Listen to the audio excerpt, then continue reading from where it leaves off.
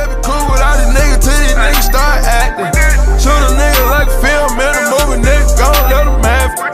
We ballin' like the March Madness. All these cops shootin' a nigga tragic. I don't wanna live in lavish, like I'm playing for the Mavericks.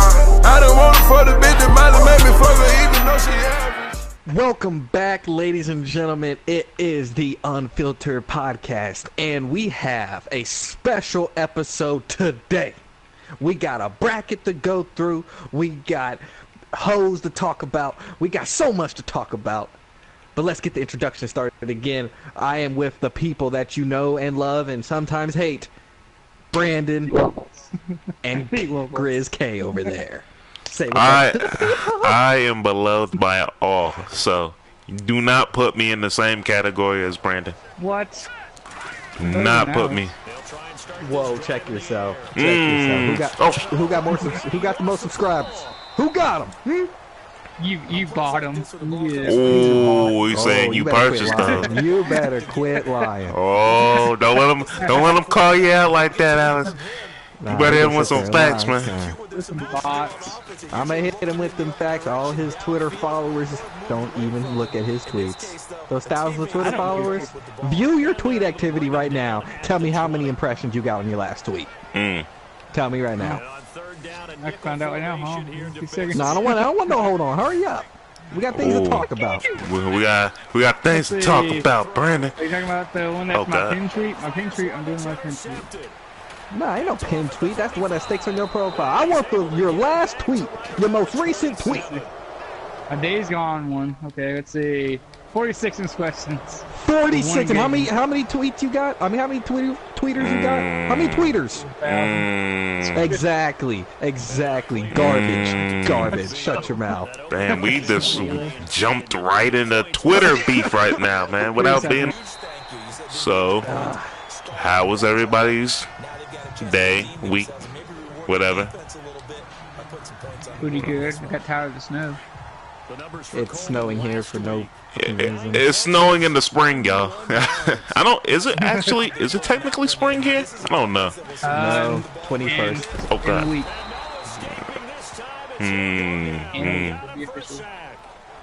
Well, that sucks. We say all melted. But we got like 3 or 4 inches yesterday, and it was pretty much all slush, basically. That's all it was. OG, triple OG. But let's get right down to the first and most important topic, and that is hip-hop madness. Hold on. We're not jumping right into that. We're gonna do other topic stuff. I think it's best that we say that for last. I think you want to say the best thing for last. How the hell they gonna give me a damn fuck them? Okay, so Look at you. I think before anything, we need to say rest in peace to former bad boy rapper Craig Mack. He passed away. I think. Oh my God, I'm so sick of this damn game. He passed away when? Like last night? Today? I just seen the news for it today. He passed away at the age of 46. Yesterday, whatever. He passed away. So rest in peace to him. Condolences to his family, his friends. Flavor in Your Ear, one of the best songs, one of the best hip hop songs that ever been. And yet again, rest in peace to him. So let's jump into some stuff. Hold on. What we got? What y'all want to talk about? What do we got? You want to talk about? Let's lead with. I got Black Panther doing $1 billion right now. You want to talk about that? Yes. All right, let's $1 billion at the box office. I said it was going to happen after the first weekend. I said it was going to happen. I think everyone knew that shit was going to happen. I knew it was going to happen. I was too. It's Marvel. It's Disney. You must see all their movies always hit $1 billion at least. It's Marvel. It's Disney. It's great. It's a great movie. I think more so. I think you're giving like the production stuff a little more credit than what the movie should be given. The movie's a great movie. And that's why, and it's such a cultural phenomenon, and such a big figure of today. That's why it's praised. So just because it's Disney or it's Marvel, you know, there's a whole bunch of other Marvel movies, there's a whole bunch of other Disney movies that don't do what this has done. That's what I was explaining. Most Marvel movies do not hit $1 billion. But you know, Brandon, he always got to hit you with the BS facts that just shits out of his damn brain. Exactly. That's why his name is BS Reese. I told you, it stands for Bullshit Reese. Oh my God, I am trash right now, man. Congratulations to them, man. And Wrinkle in a Time, is that what it's called? Number 2. I don't know what the hell it's called. A Wrinkle in Time. A Wrinkle in Time. Sorry for all the people like, I can't believe this nigga that's gonna really fuck it up. He's gonna really fuck it up. Yes, A Wrinkle in Time. It has done second. I don't know. Was it 3 days? Maybe for the weekend? I don't know. I don't really keep up with all this stuff. With y'all. Y'all know more of that stuff with me. Yes. Yeah, I heard about that. You told me that. I was never going to see it because I'm not into those type of movies. I'm unlike all you fake fans. I actually go see Black Panther because I'm a fan and I knew who he was before y'all seen the commercial. And guess what? I'm going to be in the Infinity War rooting on for my boy Black Panther again. A lot of y'all niggas that I've seen in the screening probably will not be there because the real fans always show up. You know, they stay for the post credits. I always do. And a lot of them, they bounce. Well, there's still a lot left that was in that night, I think. Was there else? There was a good number of people that was in there. Yeah, there was a good number of people. There was too many that left. There's always too many that leave. I'm like, do you not have enough patience to wait 5 to 6 minutes through the credits to see the... But they probably didn't know. And that's why I was like, yeah. That's why I was like that. So I talk about myself. I must have saw. It was only about. When I went there was about only 20-30 people, and about 20 of them left after the credits rolled. I'm like, oh no! I missed the post credits. Well, you went to an extremely late showing, so I don't expect a lot of people to be there anyway. Even with the post credits. Oh my God! Yeah. Oh, buddy. Anything else you want to say about Black Panther, guys? Nothing but congratulations to them for doing so well. Very well deserved. Great movie. If you have not seen it, you must live under a rock. And so I'm going to advise you to move out from under that rock and go see this film. Yep. Quit being a Patrick Star. Nobody likes Patrick. Nobody likes that pink bastard. Well, now they do. They're making a whole bunch of memes of that damn nigga. Like, they're memeing the whole world.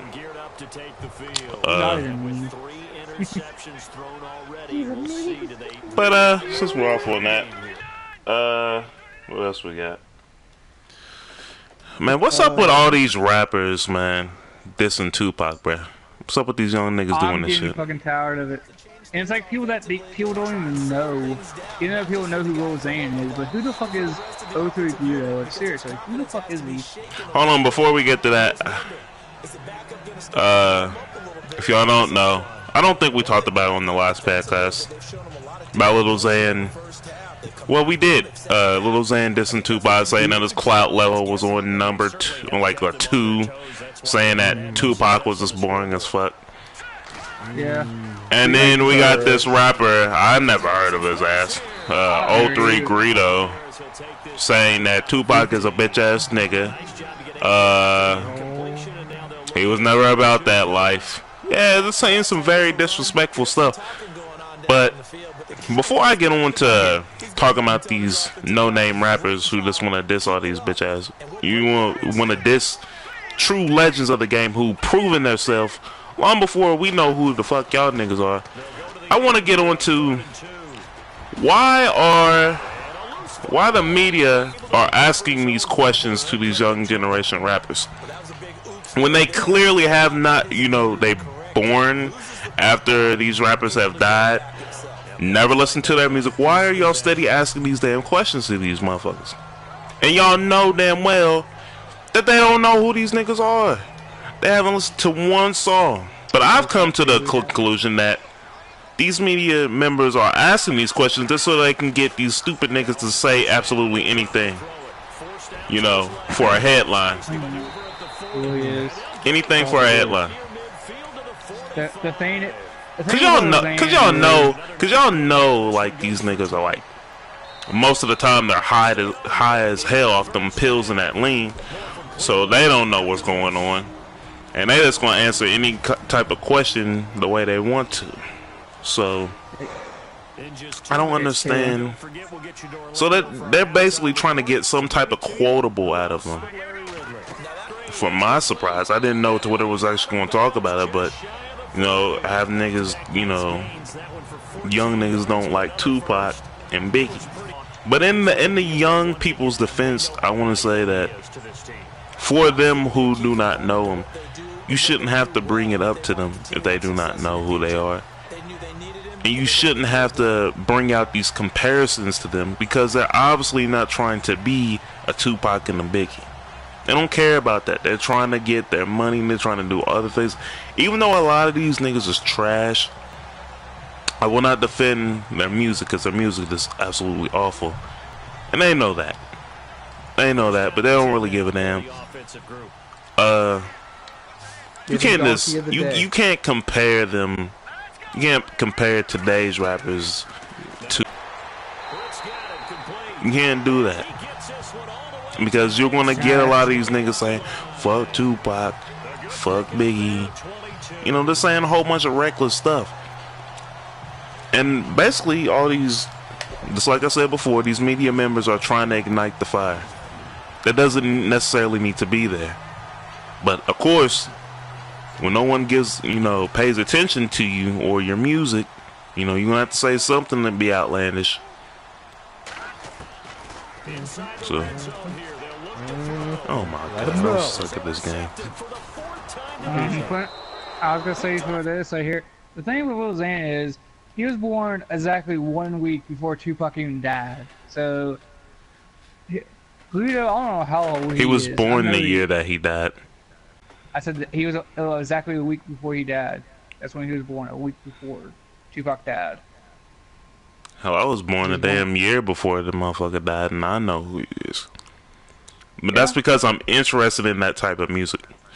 Yeah, I'm very interested in Tupac as well, because he's one of the greatest rappers I've listened to, and people who criticize him make no sense at all, and they have like no like look at 03 Gluto.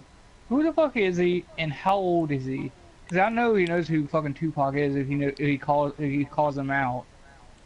I don't know who this dude is. This is the first time I'm ever hearing of him. I don't know who the hell he is. I don't know he knows who like, he is. what song is he most known for? But I feel like this is just a stepping stone for him to say something outlandish. Yeah, you know, these young niggas, it's all about the clout. Do anything for the clout. People will post videos. I think we talked about this before, but just post videos of something randomly happening, and writing a long post story on Instagram, Facebook, something to just try to draw attention. Like, I think today I seen a post about a father taking his young daughter out to like a little date. You know, just spend some father and daughter time. You know, he gave her a rose, had her dressed up in nice princess dress. It's very nice video. But it reminded me of a Chris Rock stand-up, something that he said. Like, why should you get recognition for something that you should already do? Like, being a father. That's what you're supposed to do. You're supposed to take your daughter out. You're supposed to, you know, have some quality time with her, you know, have a little meal. Why are we championing something that we should do every day? Like, if we're doing this, then I should write a long post on Facebook about putting my underwear on every day.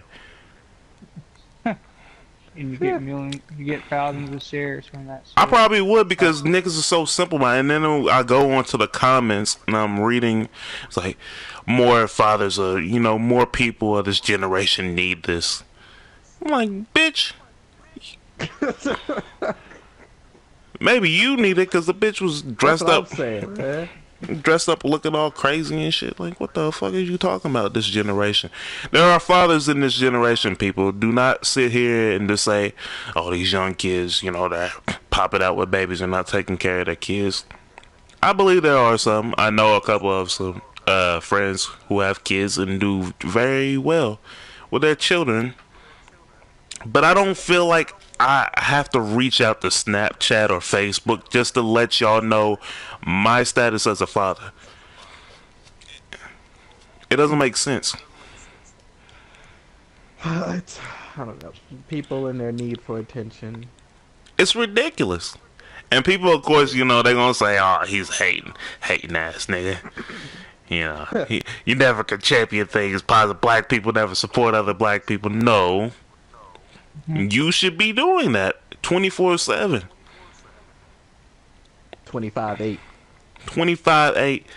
Every single hour, every single minute, every single second, every single day, year, whatever. You should be doing fatherly duties when you're a father. Yeah. But I don't know. I think the media is like bullshitting with these kids. It's thinking that, oh yeah, motherfuckers don't take care of the kids. Black men, they don't take care of their daughters or sons. Shut up with that shit. Y'all really gotta stop with that. But that just leads into a whole nother conversation, and we're not gonna get into that. But yeah, a lot of you rappers, man, shut the fuck up, bruh. A lot of you media members who's asking these dumbass questions to him, like, what do you think about Tupac and Biggie and Rakim? Nigga, they don't know who the fuck they are. They was born way after that. Stop asking stupid questions and trying to get attention for yourselves, because you're just like them, trying to get clout on, any type of social media post or anything. Do anything for clicks, yeah. Clickbait shit. I'm not clicking on that. I'm sorry. I don't care about none of y'all niggas, so. I ain't fucking lying, but fucking Double XL does it all the time. We blow up stories just to get fucking clicks all the time. Just get some people's reactions, especially like 03 Grudo the whole time basically. Yeah, and 03 Greedo, man, shut your bitch ass up, man. You don't know what a nigga has been through. I don't care what gang you reppin', nigga. It don't fucking matter. You don't just say someone's a bitch ass nigga. You ain't gonna say that shit to their face, so you rather say that to when they dead. Get that bitch ass shit out of here. I'm not gonna champion that bullshit like a lot of you young niggas do. I'm not gonna do that. Y'all want people to respect y'all, but y'all don't want to give respect to other people. Get the fuck out of my face with that shit. No one, and Tupac is not coming back from the dead to say fuck y'all little niggas. If y'all got beef, take it up with the niggas who trying to compare y'all to them. Don't be taking that shit out on Tupac. The nigga dead. Like, the fuck you want that nigga to do? It's not his fault that he's being compared to y'all shitty ass niggas. I actually feel sorry for him to actually have to be in the conversation with you little niggas in the first place. The thing to add to that is, if I'm not lying, if he said it about Biggie, I'm pretty sure Diddy will fucking go off on him. I'm just saying, Diddy would. Diddy don't care about that. Diddy's one of those powerful people who move in silence. So he's not about that, because there's been a whole lot of situations around Diddy to where that nigga has just shut absolutely everything down. Like the little fight that we heard about him and J. Cole. We didn't hear about that till like years after it was squashed. But we don't know the full details because he won't let it get to that point. He had beef. Yeah. Apparently they got like in a little squabble. But what? I don't know. Didn't you just hear me say we don't know the details because Diddy won't let it get to that point? I just knew that happened. I think probably Jay-Z probably tell him to squash it. Probably. Oh my God, no one. I just said Diddy, man. I'm explaining to Diddy. Diddy's not gonna let things get out of to that point. Any type of situation, he's not gonna let a whole bunch of details get out. And no one brought damn Jay-Z into this whole situation. I don't even think Jay-Z's around J. Cole like that. It's because you're signed to the man's label. I don't think you're 100% in like that. At least publicly, we don't know. Anyway, yeah, that's it on that. Unless y'all got something else y'all want to say. Fuck 03 Bruno, okay? That's all I say.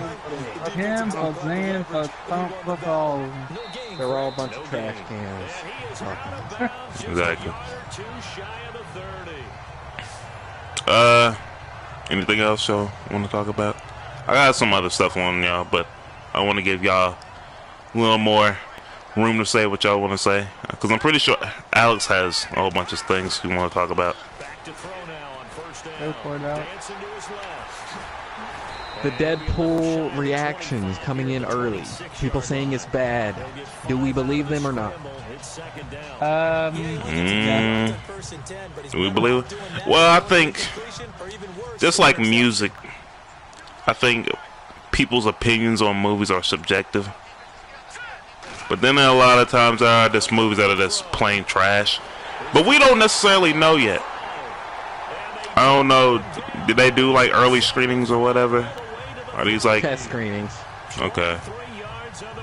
So maybe. I think you said people are saying that it's disastrous. You know, that was a word going around. Yeah, people that's like to shit on movies now and then, or just shit on anything. But I don't know. I would hate to see that. I kind of predicted in my head, and I think I told y'all before. Like, I didn't really think it was going to be. It's going to take like a little dive. It's not going to be exactly like the first one, but it was going to take like a little dive. But now people are saying that it's trash. I ain't predict niggas to say that shit. I don't know. We got some articles out here saying that those reactions are false, that's not what people really said. Yeah, probably a bunch of Reddit motherfuckers. You know, Reddit like to shit on anything. That's probably true. I have faith in Ryan Reynolds and the Deadpool team too much to believe this garbage. You know they have a new director, sadly, but I still think it's not going to be Well, bad. the new director, he's done cool things. He'll be fine. And they have the exact same writers, so it's like, it's not like somebody new is coming in writing the script. So Who's the director again? David Leitch, he directed Atomic Blonde and the first John Wick. I never seen Atomic Blonde. I remember wanting to see that movie. Did that do good? Yeah, it did well because you had a low budget, so it didn't need to make a lot of money, so it did well for its budget, and it got decent critic reviews. I might still watch that. I might watch it on watchfree.au. Oh my god! Give them credit. They need some money. I really shouldn't give them credit because I don't want the feds be tapping up on there. Yeah, this nigga, he's the feds. I'm not a snitch, y'all. Watch free. I don't even know who them niggas are. I don't know. I don't know who they are. I don't know what you're talking about, dog. I don't know what you're talking about. But yeah, I don't believe a whole bunch of that bullshit that's being spread around. Yeah, because I actually do think Reddit motherfuckers are actually shitting on the movie.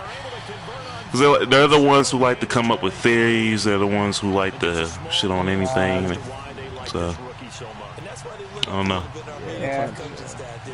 Might be talking about a whole bunch of people who are ghosts and necessarily never happened.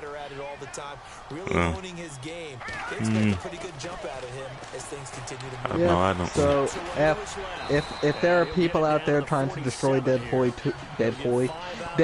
2 for no reason, for no reason, you guys need to get a life, alright? Get some booty, get a girlfriend, get a boyfriend if you like that, or if you're a girl, whatever, it don't matter. All these get a significant trolls. other.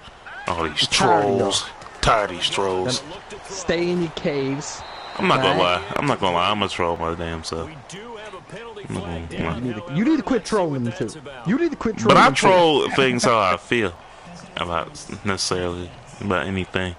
It's not like I'm just shitting on people just to shit on them.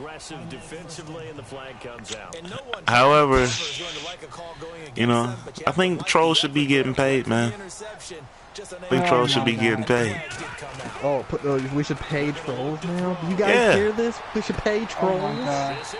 They are almost a foundation of anybody's successful career. You're not truly successful until you have haters. It doesn't mean, so we should pay people to hate. Yes. No. Yes. Wow. Because niggas put that dedication and lives into trolling other niggas, man. Listen, we should not. They need to be They need to be paid, man. Hey, all my trolls out there, we should form a union, and we should get this done. We need to be compensated for our hard work.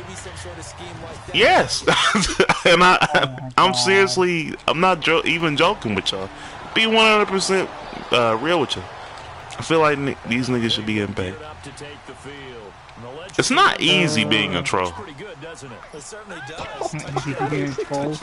You're putting your. It's not easy. You're almost putting your life on the line. Man, it's too easy to be a troll. That's why people say don't feed the trolls. I would almost even compare it to being someone in the military. That's how serious it is. Quit, Skip. Just quit right now, Skip. Nah, I ain't gonna quit. Y'all don't want to hear these truths. Y'all don't want to hear these truths. These facts. I'm gonna spin them to you. You know what? How about we take those facts and pass the football to Brandon on his topic? My topic is already done. Oh, okay. Yeah, man. Do you want a topic over there? After I get down, throwing this first down, then we talk about something. Okay, first down. Throwing the first down. And yes, to the people who are watching, I'm currently streaming. Yes, I did replay the damn game that I was getting my ass whooped in. And I don't care what y'all got to say. I'm trash at bad, so guess what? I'm going to keep playing until I win. Bitch ass thing. He wants to get a championship. Okay, so this is a big, not necessarily big. I think it's more big than what people necessarily are making it out to be. But do we believe that Bruno Mars is appropriating black culture in his music? First of all, no. No. If people believe that, then they don't know what cultural appropriation actually even is. Well, hold on. Before Brandon says something. Brandon, hold on. Let me step in front of Brandon for a moment, black people. All right. My boy Brandon, man. He's a good friend of mine, all right? He sticks up for us, man. Alright, so I'm going to stand in front of him, man, and I'm going to say he's good peoples. He's my peoples. He's my peoples. So, Brandon, I want you to be careful about what you say. I want you to be very careful at what you're going to say. Because do you know what cultural appropriation is? Do you understand it? I've heard what it is, but I believe he's not like his music. No. Okay. Even when he's a featured artist, it doesn't seem like he is, to be honest. Okay, so keep in mind, I know he's not black. I know that. I know he's Hawaiian. He's Hawaiian, so he's not mixed at all. Polynesian, and he's Filipino. Is he Filipino? He looks Filipino. It's not called this Hawaiian, Brandon. He's Polynesian, and he could be from Hawaii all he wants. His dad is half Puerto Rican, and his mom is the one that's Polynesian. No, she's the Filipino. His mom's a Filipino. His dad's half Puerto Rican and half Jew. So this dude's a mixed up bottle. And Puerto Ricans, I mean, Latinos and black people, like don't sit here and say that we necessarily go through the everything I can together. say we go through the exact same thing. We're both hated in the same ways. We have a president that considerably hates Mexicans. So we're both hated in the same ways. And why are we talking about Bruno Mars when we got people out here like Fat Joe? That is true. Why are we talking about Bruno Mars when we had Big Pun? That's true. So we shouldn't be talking about Bruno Mars when we let other Latinos do the exact same thing and not care at all. As a matter of fact, Also- Fat Joe says nigga, and no one cares. Yeah, that's true. Also, French Montana, man. I know a lot of he's people say he's Moroccan, you know, Morocco's in Africa, but he's from, you know, they're Arabs. He's from there. So it's not like everybody in Africa should just say nigga just because they're from Africa. There's white people who live in Africa. We don't let them motherfuckers say nigga. But I don't. Now, for y'all who don't necessarily know me, I'm like mini Black Panther. And I'm not talking about like Black Panther superhero. I'm talking about Black Panther part. I'm mini Huey Newton in some ways. I'm gonna call out something that's cultural appropriation. Like Post Malone, that nigga's 1000% a culture vulture. He doesn't even shy away from letting y'all know that, but y'all still bump Rockstar like it's nothing. But I don't hear a lot of. Well, they did shit on Post Malone. I won't say that they did not shit on Post Malone. They pretty much shit on Post Malone, but a lot of these niggas are still listening to him. But for Bruno Mars, 100%, he is not appropriating the culture by people. He's not doing that. If anything, from what I hear from him or any interview that he's done when he's talking about black music, he gives 100% credit. He's sitting here and say, music wouldn't be as evolved as it is if it wasn't for, you know, black artists. It wouldn't be as evolved as it is. It wouldn't be as beautiful as if it wasn't for, you know, the hard work that, you know, black people been putting into the music game than what we're giving credit to. He says that. I don't see a lot of these rappers saying that shit. I don't see a lot of anybody necessarily saying that shit. Even though he's a pop star and he's doing all this other stuff, he's giving 100% love and credit. And for y'all to just literally sit here and just diss that nigga like that, like, are y'all stupid? Yeah, they are. And it's a problem that I've been seeing more recently in the black community. It's like, I feel like they're trying to say only black people can do R&B music and only black people can rap. And that is not true. We are not the only ones that can do this music. Other people could do the music too. Well, I want you to understand, for I don't necessarily believe that it's just people who, you know, white people or anybody who necessarily want to step into the genre and do that type of stuff. I don't believe that cultural appropriation, that's not necessarily what it stands for. It's realizing that even though you're doing this, you have to recognize where this comes from, or recognize exactly the styles that you're using and, you know, where they derive from. Because a lot of these people, like, you know, cultural appropriation is a very slippery slope. It's basically trying to get the definition down to a T that confuses a lot of people who accuse other people for cultural appropriation. And I feel like the people who, you know, who do accuse, they're very confused about it themselves, as well as the people who are denying cultural appropriation.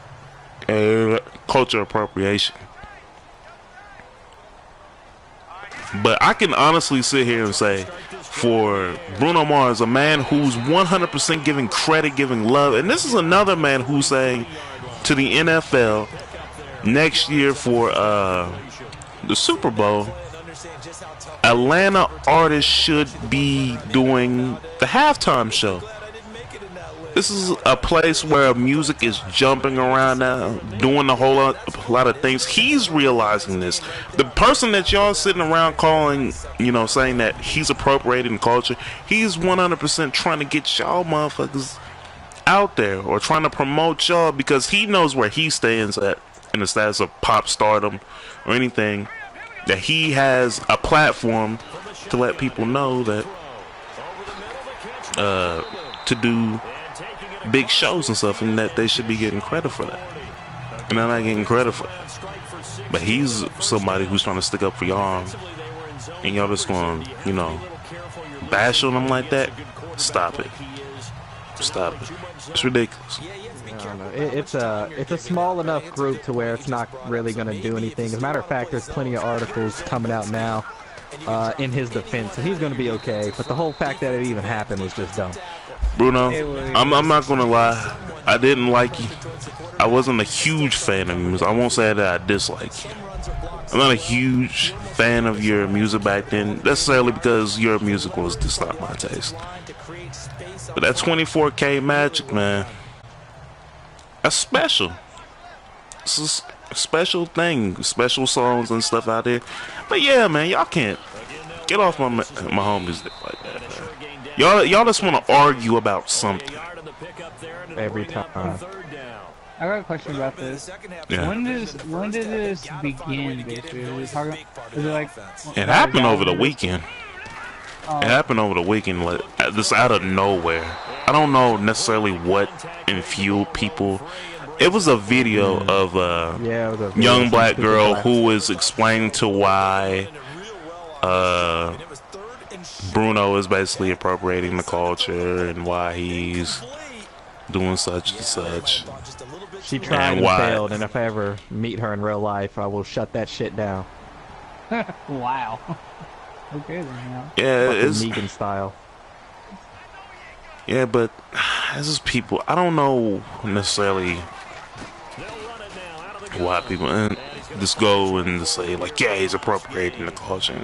Like, y'all gotta stop, man. Y'all not looking at the wide spectrum of things. Y'all not looking at what he says and what he's done to help push the culture. He's helping push the culture, even though y'all who are accusing him for stealing off the culture, he's actually behind the scenes pushing for the culture. This is facts, people. Y'all can look it up, but y'all refuse to because y'all want to make some type of argument. Y'all just want to hate on shit. You know what I'm saying? Y'all, and I get it. It's Trump America. Damn near everything's racist now at times. So it's got y'all very confused about, necessarily what's going on. And I think Trump is definitely a blame for this in some ways. Because, when the whole campaign and stuff is, and, we're seeing a lot of our white friends or anything for black people or Hispanic, Latino, anybody who necessarily, you see these people and you see how much they're just going on this hateful campaign and stuff, and you see how it is now. It has a lot of these white people like looking like, okay, who's actually for us and who's not. So necessarily we're nitpicking almost anything and seeing if it's necessarily good or it's bad, or this stands for necessarily something that we don't stand for. But people, y'all gotta stop. If y'all not gonna come with facts on the table, y'all not gonna do y'all's little history lesson. Listen, y'all need to stop that. And cultural appropriation is very confusing. You don't necessarily know if something's if it's right or it's wrong. So that's when anytime that I see cultural appropriation being brought up, I'm like, man, I don't know. It's a head scratcher for me, personally. It's a head scratcher for me. And I know it's a head scratcher for a lot of people. Bruno, you good with me, bro? You good with me? You're good with most of us, Bruno, just not the ignorant section. Yeah. Don't worry about them niggas. Them niggas just want to complain about stuff. But, you know what I'm saying? Shrug your shoulders, man. Shrug your shoulders like, hey, what can I do? Not a thing. But anybody else want to lay down something for Bruno? Nah, I said what was needed to be said. Okay. So, let's look out here. Big Sean and Jhene Aiko, man. The beautiful couple that was once, it's looking like it's turning a little bit sour, especially on social media. All because Instagram. Yeah, that's so weird. Yeah, man, that hit me with it, like, surprisingly, like, when I'm just on Twitter, I'm seeing Big Sean and Jhene Aiko, you know, being top 5 trending on Twitter. I'm like, oh my god, like, could this be the one? Could this be it? And it certainly looked like it. I see all these people. I see some people talk about if Big Sean cheated on her, then they've lost their faith in men. And this is a dude saying that. And oh wow, like, he's part of the fruit gang. I'm sitting there like, hold on, nah, ain't no lost faith in men. If you lost faith in anything, it's celebrities. Because when you're a celebrity, you can get any booty you want. There's us niggas out here. Yeah. We can't get any booty we want, man. Yeah. We ain't got that temptation. However, yeah, I've seen a lot of people saying, you know, Big Sean cheated. You know, a lot of women is bashing on the niggas like niggas ain't shit.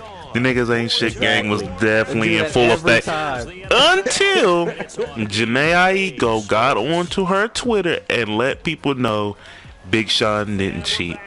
And a lot of these women were heartbroken. What could they do? They couldn't give a valid argument anymore because it was quickly debunked by Jhene Aiko.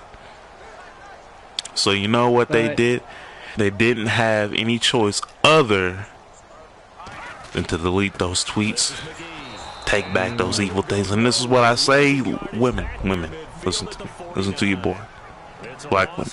I said it before, and I'm gonna say it again. Black men do not cheat. Oh, here we go. Black men do not cheat. Okay. So y'all see. So y'all want to sit here and put all these bullshit accusations on my homie Big Sean. Y'all are looking stupid right now, and y'all have to face the fact that what I say is 100% factual. Factual. I don't know about that, but I will say that my whole gender does not cheat as much people think. Okay? No. It's mostly being no. It's not just the gender, and I'm giving this to black men because black men are very harshly perceived when it comes to like infidelity. Yeah. Ladies, love your man, trust your man. If you got a black man in your house, just let y'all know. It's okay. Don't be insecure about what's going on. Ladies, black men don't cheat. This is your boy talking to. I would not tell y'all anything just to say it. Black men don't cheat. And why this coon nigga over here, Days, is sitting here trying to debate with me. You know these niggas. Listen, fellas, I got your back. I got your back. Hold on, I'm the one representing the whole gender here. The entire male species is what I'm representing, okay? We are perceived to be nothing but cheaters, but that is not true in the slightest. But, okay? As a matter of fact, the niggas, little hoes out here. Yeah, go ahead. What about the cheating? Okay? Girls in my Snapchat that are married. Sending me nude. Us, even though, he out there, he out here calling y'all Look, the girl that sent you, well, I'm not sending this nigga news anymore. Delete your ass off of Snapchat, nigga. Now you looking salty. Now you looking like, damn, man. Damn. These damn Tinder thoughts. These damn Tinder hoes, they're not giving me no more love on the Snapchat no more. What am I gonna do? I can't get back onto those Star Wars filters anymore on damn Snapchat. I can't get back on these filters no more. What the hell am I gonna do? Oh God. But yeah, I forgot what I was gonna say. It's gonna be a good point to the reason why black men don't cheat. But I forgot it. We also have supposedly Amber Rose and 21 Savage supposedly broke up. That's another thing. Yeah, but I don't really care about that, man. You stop me. Because I'm like, no one necessarily cares. People want to believe that they care. I know I don't. I don't even know what for. Yeah, because I basically seen they deleted their Instagram pics together and then don't follow each other anymore. Some other shit. But my nigga, 21 Savage, you back to that gangster shit, man. I don't understand what wifing these thoughts, bro. I don't know. I don't understand. It seems like it's the soft niggas doing this shit a lot. I'm not saying soft niggas. I'm not saying 21 Savage is soft. I'm saying Wiz Khalifa, he's not necessarily the toughest guy. And he full-on wifed her. He put a ring on it. And he has Sebastian, too. Kanye, who brought her to our attention, he's necessarily not the most gangster nigga in the room. Hell, man. Now, 21 Savage, I'm a huge fan. I'm not saying that you less of a thug. But there was a lot of questions I had in my mind about when you wear that I'm a hoe too sign. He was just supporting his woman. Listen, I have no problem with a man supporting his woman. I have no problem with that. I just know damn well my ass is not gonna hold up a I am a hoe too sign. Oh, you ain't gonna support like that? So, okay, so you're saying that it's rightful for him to hold up a I am a hoe too sign. So you would hold up a I am a hoe too sign. Hold on. If my girlfriend was whatever Amber Rose is considered to be of that organization. A hoe, a flat, slut, skis. I meant for the slut walk. Oh. Yeah, she's a slut. Because it's a slut walk. Well, but yeah, go ahead. Kind of for good cause. But yeah, if I'm supporting the slut walk and my girlfriend's the leader of the slut walk, then you gotta take that sacrifice and be like, okay, I gotta put on this shirt. I'll never wear it again, but you need me out there, baby? I'll do it for you. So you will 100% wear that I am a hoe, have that I am a hoe too sign. Yeah.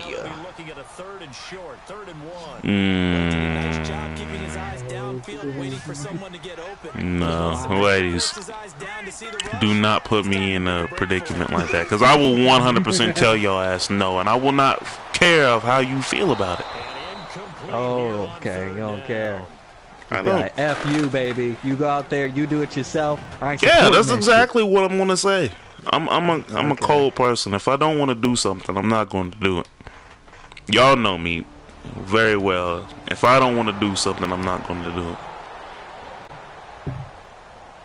And that is one thing that I would never compromise to. But hey, different strokes, different folks, right?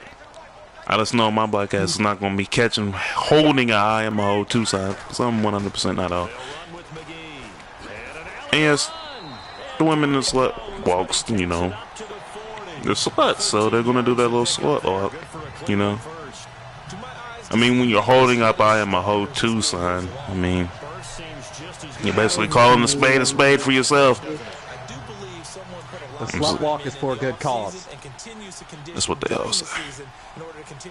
But It's so that women aren't judged as sluts for what they wear. okay. So, all right. What's our other topic that we? Here we go. You sexist pig. I don't care. Ain't nobody gonna change my mind. Had to start controversy in this podcast, guys. Wow. Nobody gonna change my mind. I'm ignorant. I say ignorant stuff, so I'm act on it. So if any of y'all have a problem, hit me up so I can block your ass on Twitter. Light him up in those comments. Go ahead. I'm gonna block your ass too. And I hope you have fun while you. I am. Because I don't want to hear it. Matter of fact, before I block you, I'm gonna nicely argue with you. I'm gonna call you a whole bunch of things. I'm gonna put you on blast like that, and then I'm gonna block you. Then I'm gonna put you. Then I'm gonna post you on Instagram. Then I'm gonna publicly shame you. And if you come on my Instagram and do the same thing, guess what's gonna happen? Block. I'm the Kimbe Matuboing you hoes out here, man. But anyway.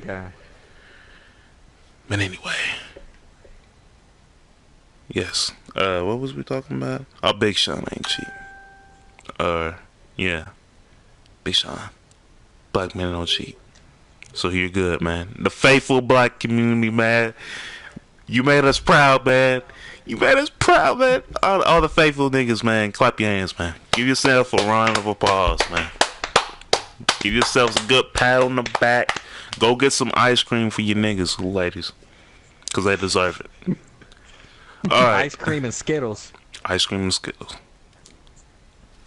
Just do not combine the both of them. Speaking of Skittles, I actually tried M&M's and the caramel for the first time. Those were delicious. Nice. Very delicious. Off topic. Okay. So, over 2 decades, we have been asking this question. Fellas, do you believe that the homie O.J. Simpson murdered his wife and Ron Goldman? Because, for those who don't know, there was a leak of a deleted interview with some Fox host. I don't know what it was, but O.J. Simpson was the host, and he was basically talking about what hypothetically happened that night on Nicole Brown Simpson's murder. Her and supposed side nigga Ron Goldman. And he was giving some pretty detailed things. He was like, yo, I was there. I was trying to go up inside the house. And then I see this nigga Ron Goldman coming from the very back gate. And with some sneaky stuff, he had a little what? He said, hypothetically, y'all. Hypothetically speaking. You know, he had like a little argument. Nicole Brown Simpson came out there. Things got a little hype. And, motherfucking O.J. Simpson, hypothetically, stabbed the fuck out this nigga and killed his wife as well. Hypothetically. Just hypothetically. Because, he was basically explaining how hypothetically what happened that night. Not something that happened, because this is what he was explaining from his book back then in 2005, If I Did It, then this is how I would do it, some bullshit. And he was explaining what happened. Much dry snitching. So, I don't know if y'all seen the video or not, but yeah. I haven't. I heard about it, but I didn't see it. Here's the thing. We already knew that OJ did it even when he got off. We was like, he did it, but, you know, judges couldn't prove it, so... like, we always knew he did it. He's just giving more confirmation with these stupid hypotheticals. First of all, if you're going to talk about a murder, never hypothetically put yourself in the situation of a goddamn murder. Yeah. And then describe it in detail. Not even vaguely, but he went into detail. Yeah, he did. He sure did. That's the problem. That's the biggest problem. Then the first problem was the book. And then the second problem is the interview. What's Yeah. next? No damn, it's, Yeah, if you didn't do it, you wouldn't have been able to make a whole book about it. Brandon, what do you think? I'm pretty sure. I'm being honest. I really think he did do it. And then even though the judge said he was acquitted basically from it, but he still faced consequences anyway. Because remember when he did when he tried to sell stolen stuff from someone's house and all that. Well, that's from a different side of things. He shouldn't have been convicted as long as he did, but basically the people who gave him that sentence was basically judging him off of the infamous 1994 case. They gave him a long time just for stealing some shit that was already his. So yeah, they was like, yeah, nigga, we putting your ass away. Exactly. They like, we got him now. Yeah, that was definitely like, them white folks, yeah, we got his ass now. Got that black folk. No reason why is because he was a celebrity, basically. Is that the reason why? For that long sentence? No, for not being acquitted for his for the murder, basically. That and the fact that they had absolutely no solid evidence on him. Yeah, they couldn't prove it at all. Okay. But there was always I don't know if y'all heard, that there was a rumor that maybe his son did it, and that OJ was, taking up for him, basically trying to take the fall for his son. This is going to be something that's going to be talked about for 50, 60 years down the road, whether he did it or not. Well, whether he did it or not, y'all niggas can't do absolutely nothing to him. So let's just nip that out of the bud real quick. Y'all can't touch it. Exactly, it's too late. How old is his son in 94? Oh no, but he had to been up there because he had the same build as he did. But yeah. Do I think he did it? I think he did it, but I don't know. At first I didn't necessarily believe he did it. I think he had somebody do it. And he even in the interview described the glove about it being too small and he took it off or something. Yeah. Oh shoot. No. Okay, we didn't make it. But yeah, this case, it's old, it's done. I am tired of people talking about it. It's like the freaking who's the woman who killed her daughter and got away with it? Casey Anthony. Yeah, like I'm tired of people talking about her too. Like, if you can't prove it in court, that's the lawyer's fault. Doesn't matter what we know. Okay? If you can't prove it, then you can't. It's true. We technically can't say they did it. I mean, I'm pretty sure she did. I'm pretty sure she did it because why would you keep lying to police and her family saying, "Oh, we're at Disneyland. We're here. We're there, and all this." And yeah, I mean, yeah, she probably did, but it's like she's out. She's free. She's probably partying again. No, she can't. She's on house arrest for the rest of her life, I believe. She can't even get out of the country or out of the state, basically. Somebody spotted her recently. It wasn't this year. It's like towards the end of last year. Somebody spotted her. Where? I don't know. She still was in Florida, but she can't do like she's not. She can do it. I mean, she can't even hold a job basically because Hillary Clinton hates her. So what are y'all talking about? I was comparing it to the whole Casey Anthony thing. People won't stop talking about it. Yeah, that's another thing. Yeah, like when we gonna get a Casey Anthony? I know she killed her daughter. Oh, you know? You got the proof? You got the proof? Because she wasn't convicted for it. People were pissed too for that shit. They were all waging on that shit. Something to add on this, there's another murder. It's for Phil Spector. You guys probably never heard of him. Phil Spector was like a producer for like the Ramones, Beatles, anybody from like 60s, between the 60s and 70s. He was one of the producers. In 2003, he actually killed an actress at his house, like out of nowhere.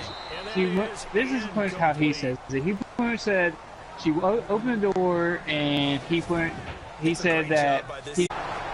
What the fuck? And he shot her in cold blood, and he was convicted for that, and he was facing 19 years to life imprisonment. And he's right now he's still on trial basically on this case and seeing what his sentence is gonna be completely. It's either gonna be from 19 years to up to life, or maybe 88 years. You know, he's already in his 70s, I believe. Yeah, but I basically say there's not a thing y'all can do, man, even if we did do it. Exactly. Because y'all have no evidence. Even though this man's saying hypothetically he did it. It's not 100% he's saying, yeah, I did it. Until a man says 100% I did it. Y'all can sit here and talk about, but what are y'all going to necessarily do when y'all see him? Nothing. Remember when niggas said they was gonna kill that nigga George Zimmerman over Trayvon Martin? What did those niggas do? Nothing. Nothing. But y'all sitting here and saying fuck this nigga. Man, stop it. Y'all ain't the savages y'all say y'all are. Y'all need to quit. The man OJ was never convicted, so guess what? Let it go. He doesn't affect you. He doesn't affect your life. So guess what? Let it go. Just like when they was, you know, the Me Too movement, they was bashing the whole Kobe incident that happened. Like, why did they give him an Oscar? Oh yeah, I saw that crap. Well, they actually went off on him because he won an Oscar and then he actually cheated on his wife, basically.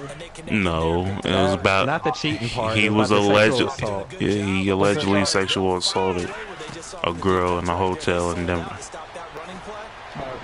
But he was never convicted, and it was settled. But people still feel the need to bring that stuff up. And we never even talked about Kobe winning the Oscar last time. Congratulations to Kobe for winning his Oscar. First NBA player to win an Oscar. But yeah, it's stupid. You know. Even if you never did it, and it was proven that you never did it, you're still guilty. That's just the rules of the world now. It's not right. But what can we do? That's right, man. If I make it big and I sleep with anybody, you sign in the contract and it's going to be videotaped. And then they'll still find a way like, oh, else that he got some type of sex chamber in his basement. He's out here R. Kellying. He's out doing the R. Kelly deal. Save us. Oh, no. Yeah, it's ridiculous. I don't believe none of this crap that people say. But yeah, OJ, the juice is loose, so I can't do nothing to the nigga now. So I'm just saying, hey, you're trying to fight a battle that's already been won. Anyway, I think that's all of that. Does anybody else got anything to say about that? No or no? No. Nah. Alright, ladies and gentlemen, do we have any other topics that we want to bring up? I got nothing. I'm ready for the finale. Because we are getting down to the big daddy of them all. Ladies and gentlemen, like I said last week, we have started our hip-hop madness bracket of 2017 and 2018 albums and mixtapes. And we listened to any other albums or got like little snippets of any other songs on the albums that we haven't listened to? Because I just got done doing that before we even started the podcast. I listened to snippets to pretty much all of them. And pretty much all of them I pretty much listened to before this anyway.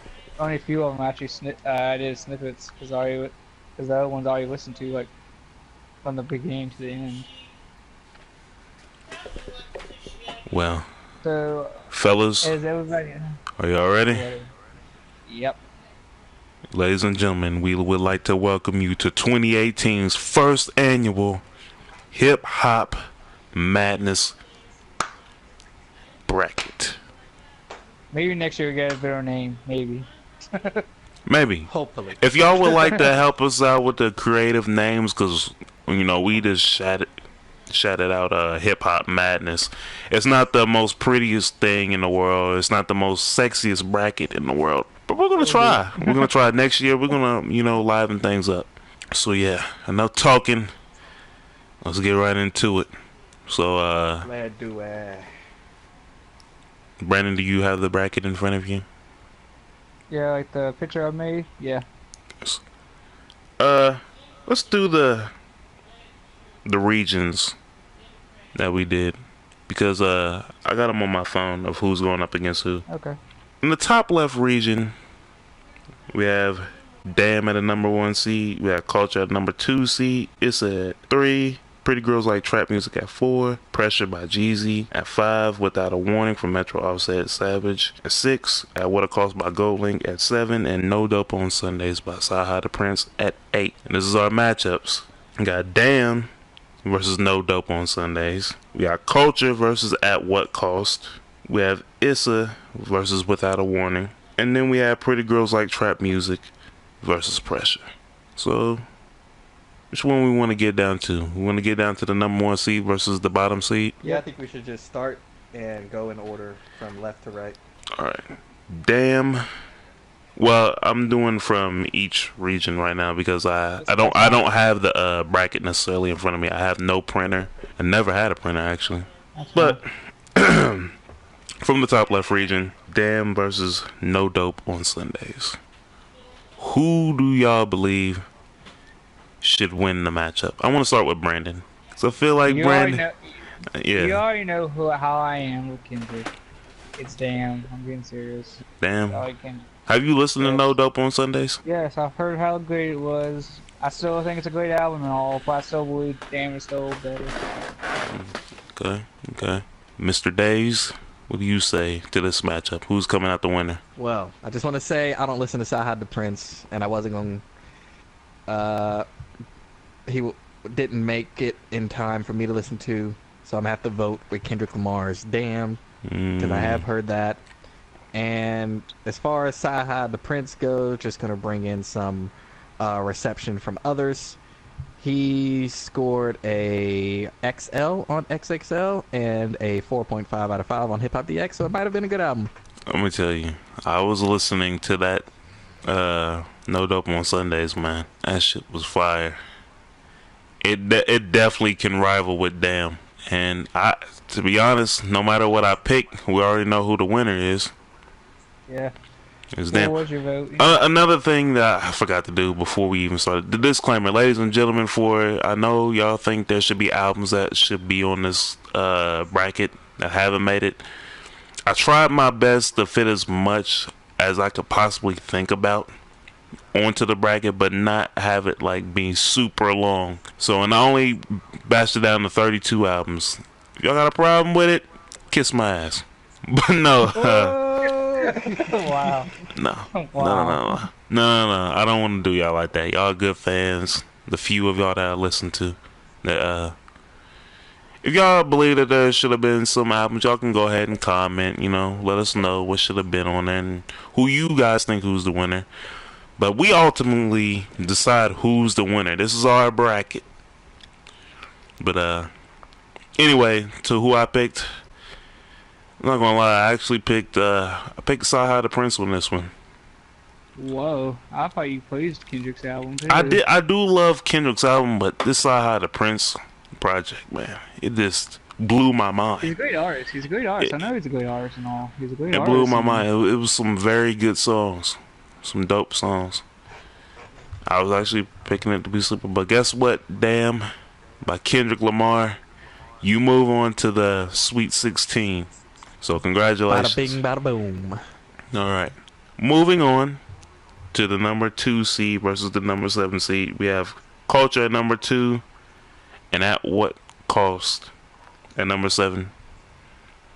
Ladies and gentlemen, who do we believe won out of the two? I believe Culture, to be honest, because of how many hits it had on that album. Plus, the only hit I listened to on Goldwing's album that everybody knows is Clue, which is a great song. Mm-hmm. Everything else was like meh, but I still like the album and all. But Culture should win this because how it had so many hits. It had Bad and Bougie, T-shirts, Slippery. It goes on. Yeah. A lot of songs on it. It has a long list. Songs on that album. Yep, there's good songs on there. Alice, what do you think?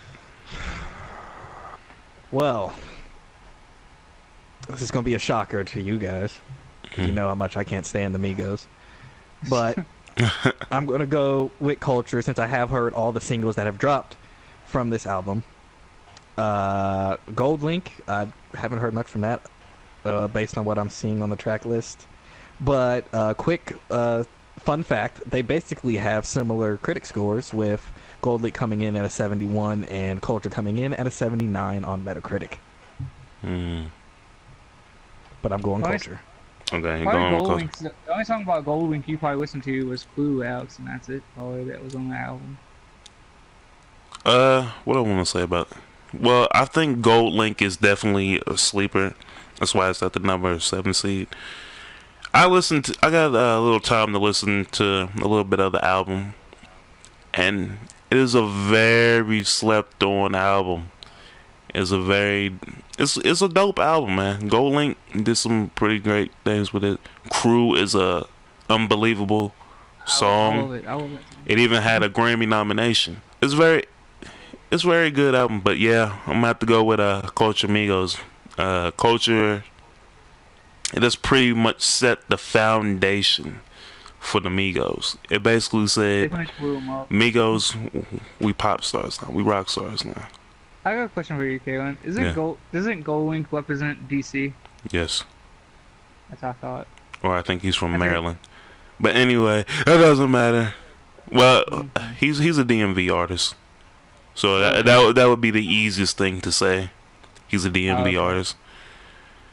So shout out to the DMV. But Gold Link, this is a definitely dope album. Even though you do not make it to the second round, you definitely are worth the listening to. Anybody who hasn't listened to any of these albums that we listed off or haven't listed off, please go listen to those. Listen to all of these. These are some decent projects. Couple of them.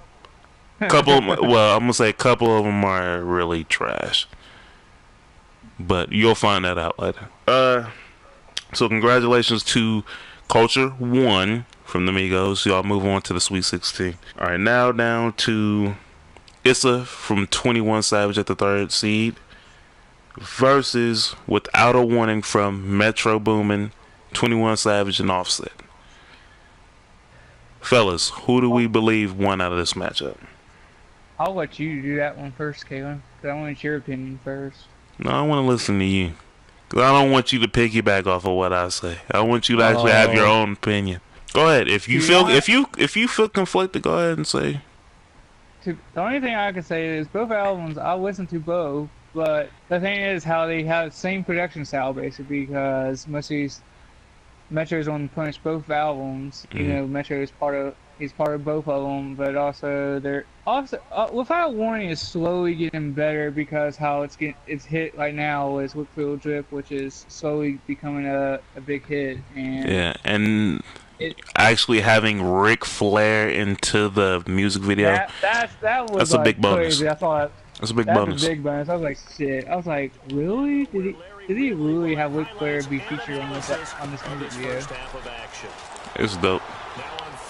And like this is not bad either. It's a great album as well. Even though a lot of people don't like 21 Savage as much because how his voice is so monotone. He sounds like he's sleepy. Pretty much, yeah. Like, don't get me wrong, he's a good artist, and I like Bank Account. That's a great song. But other than that, yeah. I don't see like how. 21 Savage is not for everybody. I get it. So you're picking who you're picking?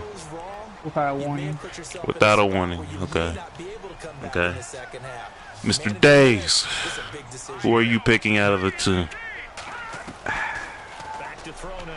Unfortunately, I'm gonna have to excuse myself from this category. I'm not listening to either one of these. Shit. There's probably 2 songs you listen to on both albums. You listen to Bank Account and probably Look for a Drip, and that's it. Yes, I've heard both of those, but I can't fairly judge the album. Okay, he's out. Well, I can fairly judge it.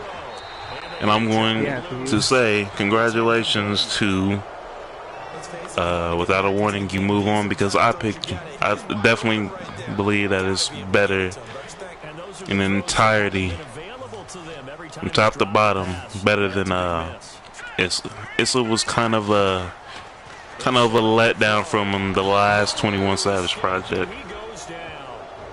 His last one was a collaboration with Metro, wasn't it? Anyway, his debut was a. Dang, So this for a tie. So this is kind of I was kind of hoping for a tie from you too, because I was like, all right, I already know who I'm gonna pick. But yeah, I'm gonna have to go with Without a Warning. Definitely dope songs on there. The Ric Flair Drip, which I didn't expect to necessarily blow up, but I thought it was the best song on the album. And then look at it now, it's charting. So I'm not joking. I love the beat. I really do. I love that beat of that song. I love it. So, Without a Warning moves on to the Sweet 16, and our last matchup in the top left region is Pretty Girls Like Trap Music. Fellas who have listened, who do we think is going to move on to the next round from this one? To be honest, I say 2 Chainz because how many hits he had on that album, and also I think like he's slowly getting better. Listen, like I said before, compare 2 Chainz when he did his first debut album compared to this. There's a complete different. He's completely different now. I can admit to that. He's completely different, and to be honest, Jeezy's album was a sleeper. It's a sleeper, even though it has great songs. Especially that song with J Cole and Kendrick on the same track. That's very rare that Jeezy actually pulled that off. Okay, so yours is 2 Chainz. Pretty Girls Like Trap Music. Yes. Days, do you have anything? Or are you sitting this one out too? I've heard more of 2 Chainz' albums, so I'm gonna have to sit this one out. I didn't hear Jeezy's. Okay. Well, sorry to disappoint you again. It's not going to be another tie. Pretty Girls Like Trap Music moves on. I'm hoping for a tie so someone can have a I'm debate. hoping for a tie too, but I 100% agree that Pretty Girls Like Trap Music moves on. It was a very dope album, very dope songs on there, and again, it shows the progression of 2 Chainz and how underrated he is as a rapper. This was definitely a dope project. Jeezy was good, but again, he had dope features on it, but it's not enough to beat 2 Chainz. Can you admit on that one thing that I said about J. Cole and Kendrick on the same track with him? It was a good song. It really was. J. Cole did his thing on that. He beasted on everybody on that song. Everybody. Kendrick, I'm sorry. You got beasted on, bruh. You got beasted on. Kendrick really ain't have much of a verse, though. It was just him singing. Yeah, he was singing more than he was laughing. But yeah. Pretty Girls Like Trap Music by 2 Chainz. You're moving on to the Sweet 16. I keep fucking up today. I'm only running off of like 5 hours of sleep, so if I'm stumbling, ladies and gentlemen, get off my day. Get off my day. Alright. Congratulations to the top left region.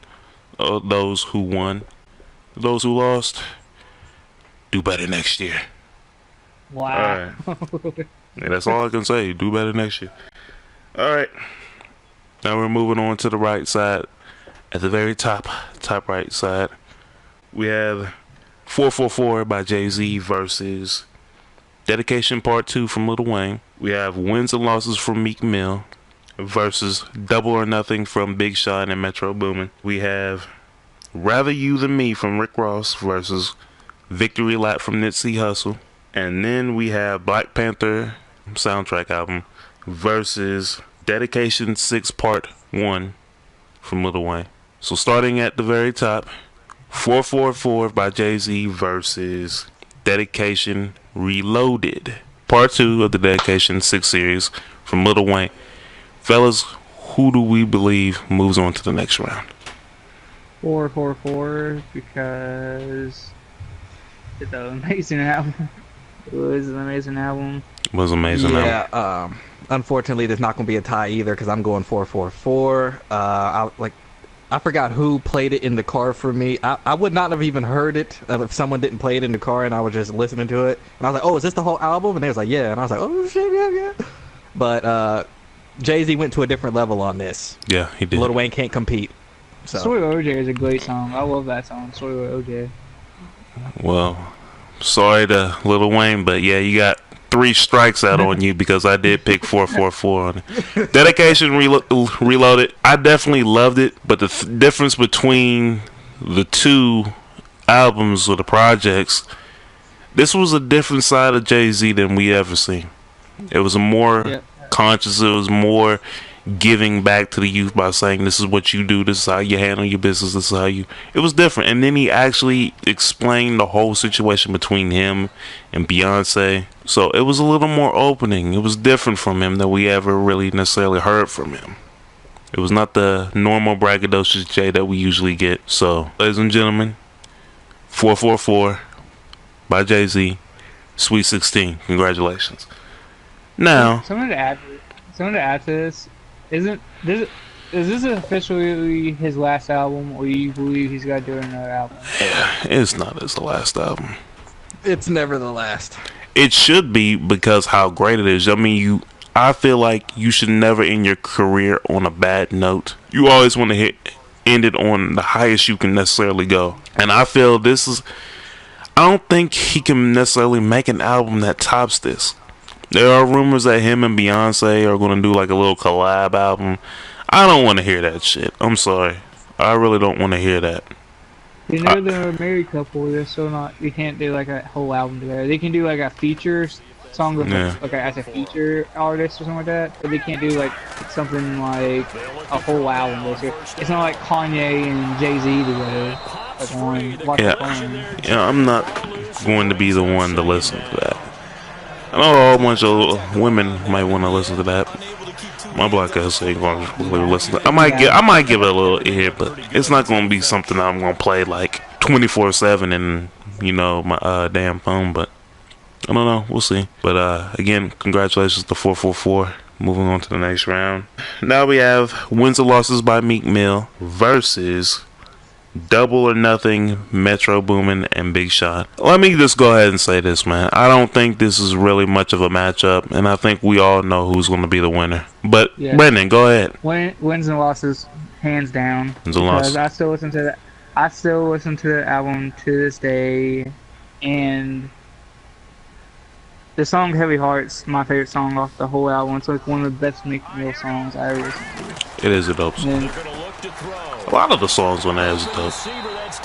He's more personal on this album. He's like on his Dream Chasers in the States. He's more personal on this. Yeah. He's a lot more personal. It's different. Alright. Days, do you know who you are going to pick? Okay, go ahead. Let them know. This was not as difficult as I wanted it to be. I gave Big Sean a fair shot. I turned on the album and quickly turned that bitch off. I'm giving it to me. Very far into him and Metro Boomin's album. I didn't want to go very far. I'm just like, don't like this track. Nope. Don't like this track. I'm hitting the skip button too much automatically in the beginning. So that's never a good sign for an album. Something to add for Double or Nothing is, I can't lie, the first song is greatness. I can't lie, it's a great song. Because Travis Scott killed it. That's the only thing I can say about that album. Travis Scott has been surprising me lately. Okay. He hasn't been surprising me. All the good folks who know Travis Scott, he come with that heat. Hopefully that Astro World, whenever the hell that shit comes out, it will be also good as well. But yeah, ladies and gentlemen, wins and losses Meek Mill. It's a strikeout. I'm not going to sit here and say that Big Sean's project was necessarily bad, like a whole bunch of others. I'm not going to shit on it, but it wasn't great. And when you're going up against Meek Mill's wins and losses, which is 100% dope, 100% dope, 100% real, a lot of people, y'all wanted to give Meek Mill the L. When y'all turn on that album, y'all couldn't fuck with it. Y'all had nothing to say. Y'all was like, oh, Meek Mill still taking L's though. Nah, nigga, not on this one. Wins and Losses was definitely a dope album. Free Meek Mill. But Meek Mill, you taking W's yet again. Your Philadelphia Eagles, they took a W. Now you're taking a W. You move on to the next round, buddy. Congratulations. Sweet 16. Alright, we have Rather You Than Me from Rick Ross versus Victory Lap and Nipsey Hussle. Brandon, who do you believe moves on to the Sweet 16? I had to say it, but I'll say Rather You Than Me because how Nipsey Hussle like took forever just to release Victory Lap because it was like 3 or 4 years. He announced it and it finally came out, and it's a great album, but I still believe Rather You Than Me is still better, to be honest. Because even though Rick Ross is, I think he's like slowly becoming like a Jay-Z. He's becoming a businessman, knows what he's doing, and he'll release an album when he feels like it. He doesn't release like don't get me wrong. Like I remember that the year he did 2 albums. Like I told you this multiple times that I just feel like Could Have Been There was too much. It was blush. But this album, I really can like bump with if I needed to. It still has great songs on it. So you're sorry, this damn shit playing in my ear. Who are you picking again? Rather You Than Me. Rather You Than Me, Rick Ross. Alright. Mr. Days, I already feel like I already know who you're gonna pick on this one. I finally got to hear Rick Ross, some of his album. I didn't get getting through the whole thing, but I heard enough. I've heard some of Nipsey's. I've liked Nipsey for a while, but I kind of stopped listening to him. So, but yeah, I'm going Rick Ross the boss because he knows how to put together an album that is well balanced with the vibe songs, the slow mellow songs, and the upbeat songs. That's what Rick Ross knows how to do very, very well. Very well. Salute to Rick Ross for finally getting out of the hospital. Yes, we saluted him last week. And he's doing pretty good. He's letting people know that he's good. You know, he's safely at home. But my winner, well, it's already been the winner. But yeah, it's another strikeout again, ladies and gentlemen. Rather You Than Me from Rick Ross. To me, I felt like these albums are somewhat on the same page. Like, talking about wealth and, you know, pushing yourself forward to do bigger and better things for yourself. You know, getting out of the situation of, you know, poverty and really coming up on your own. And that's what I feel like I got from these. But another thing, I feel like Nipsey was inspired by Rather You Than Me on this one. I feel like he was inspired. He even says on the line, I fuck with Rick Ross because he teaching wealth. And Rather You Than Me was definitely teaching some wealth. So I feel like it was somewhat of an inspiration to him on that one. And Rick Ross, man, y'all gonna stop sleeping on him. You're gonna stop all this Rick Ross slander, this correctional officer slander. Y'all gonna stop that. Because this man has done a lot for the music game, for the rap game. Y'all gonna put some respect on my homies now. That's what y'all are gonna do. But yes, Rather You Than Me is who I'm picking. It was a strikeout. Rick Ross, you're moving on to the Sweet 16. Congrats. Now, for our final one on the top right region, we have the Black Panther album versus Dedication 6 from Lil Wayne. I feel like this is where the fire rises from here on out. We'll see. We'll see. It depends on what's going to be said. But let's go ahead. Brandon, who are you picking? You should know about now because it's the Black Panther album, because how amazing that album is. Mm-hmm. You guys listen to All the Stars?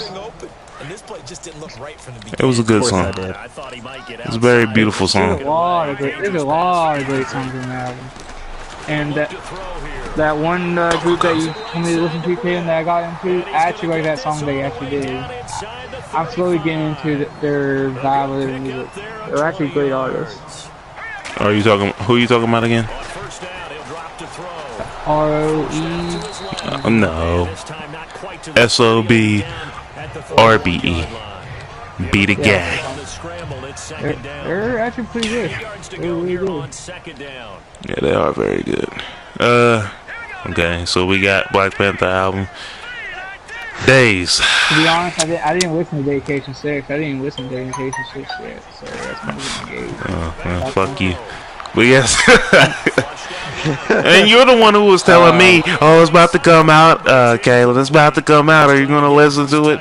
Your eyes don't listen to it. Ain't that some shit? I forgot. How you forget, but you let me know that I'm not going to forget. I always know. Okay. But yes, Days. Who you picking? I think I already know who you picking. I already know. I'm going with the Black Panther album. Okay. Lil Wayne doesn't have anything that beats Pray For Me or All of the Stars. Get up. Both of those songs by themselves take out Dedication 6. To me, anyway. Okay. Yeah, I'm about to go ahead and I'm gonna roll with who am I rolling with? It don't necessarily matter who I'm rolling with because we already know who the winner. But yeah, I'm rolling with. If you have a legit argument, put it up.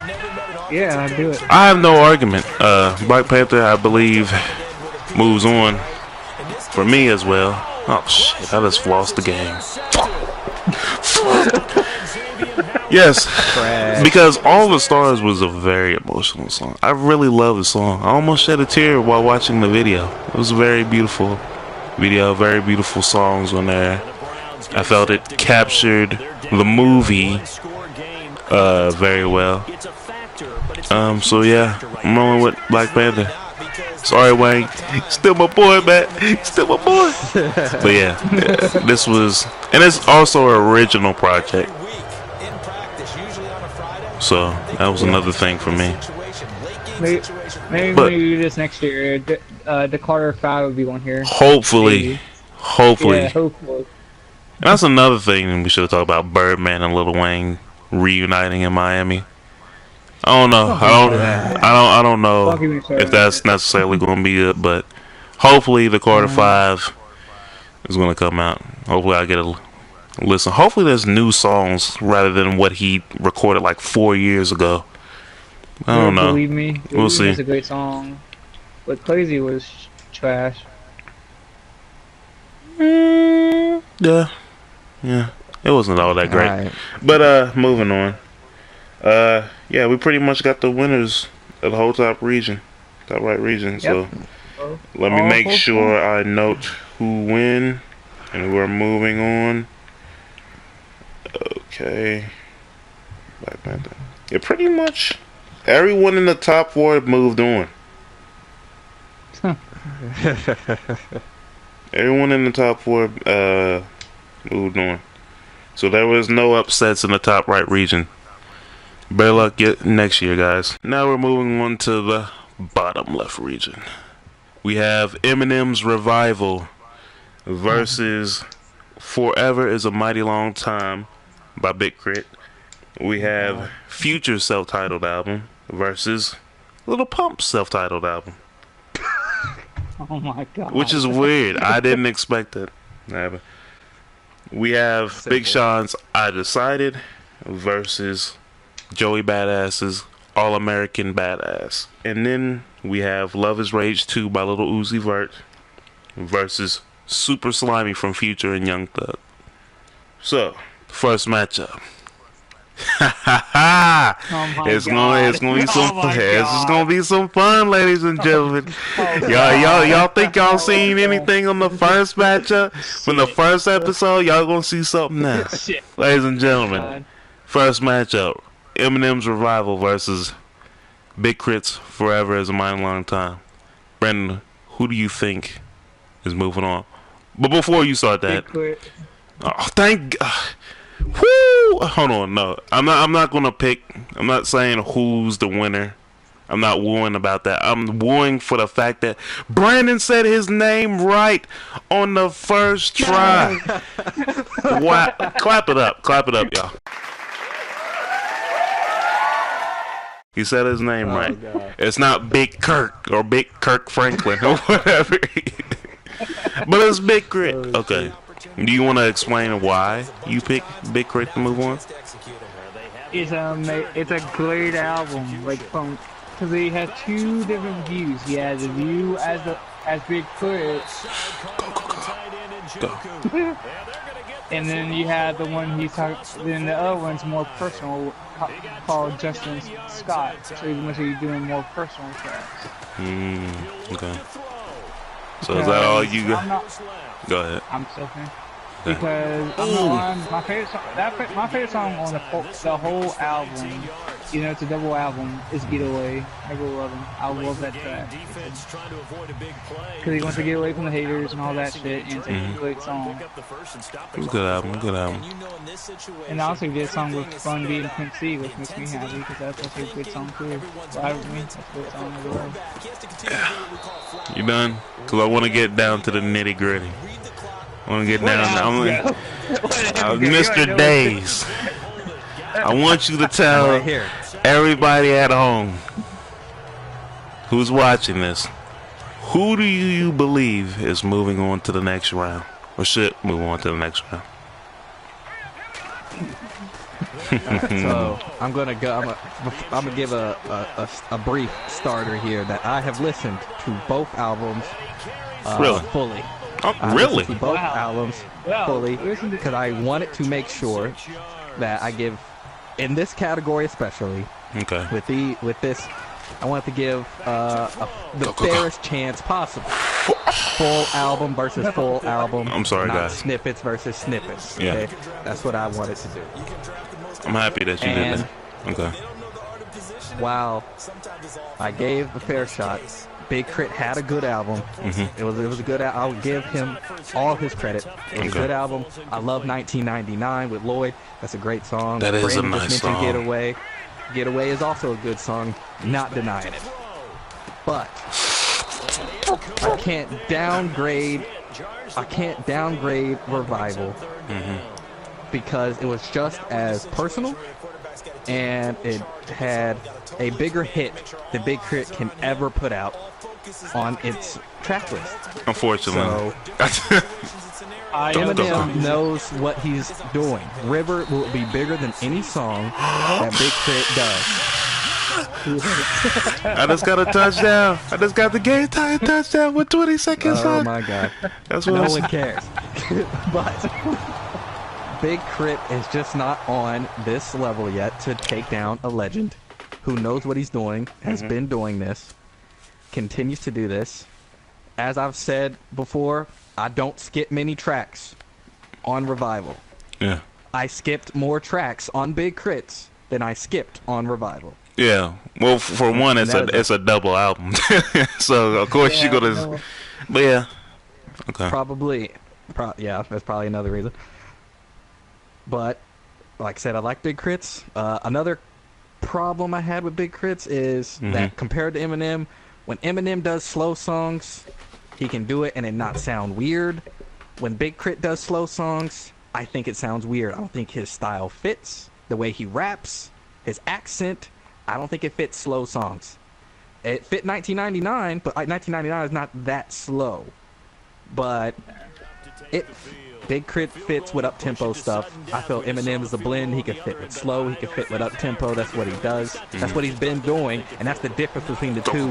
Big Crit has not been doing this as long. He needs to figure out how to make a well-balanced album and what he works on, whereas Eminem knows what he works on. People don't like it, I understand people don't like Revival. They want Eminem to change. They want him to do different beats. They want him to not do this. But Eminem knows what he works on, and that's why he continues to do it.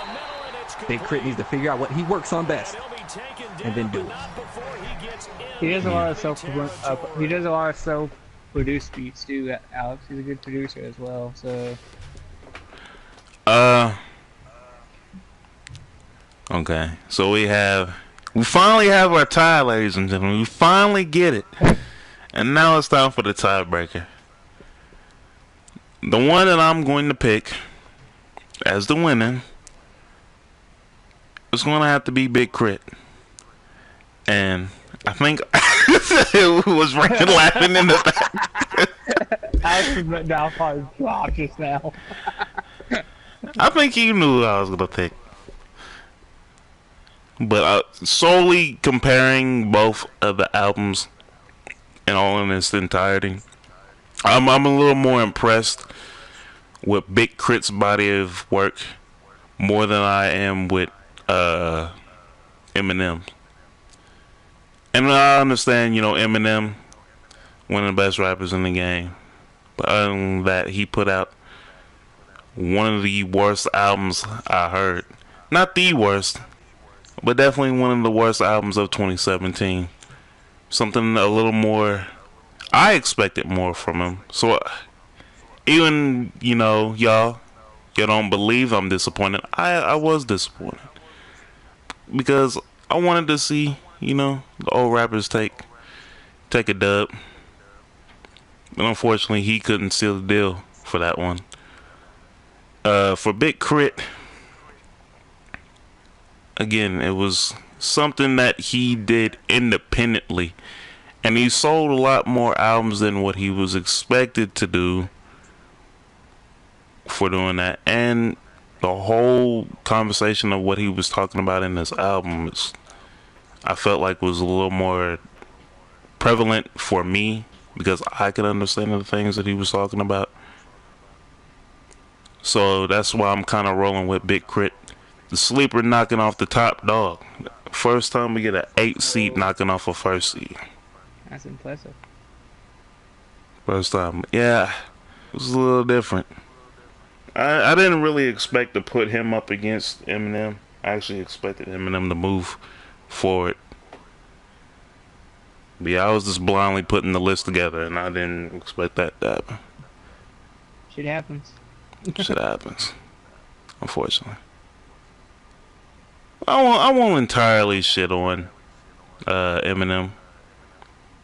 I felt like, I went back and I actually listened to a little more of the album.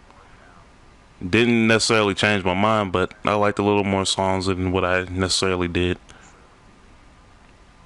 But I'm going to have to give it to Big Crit.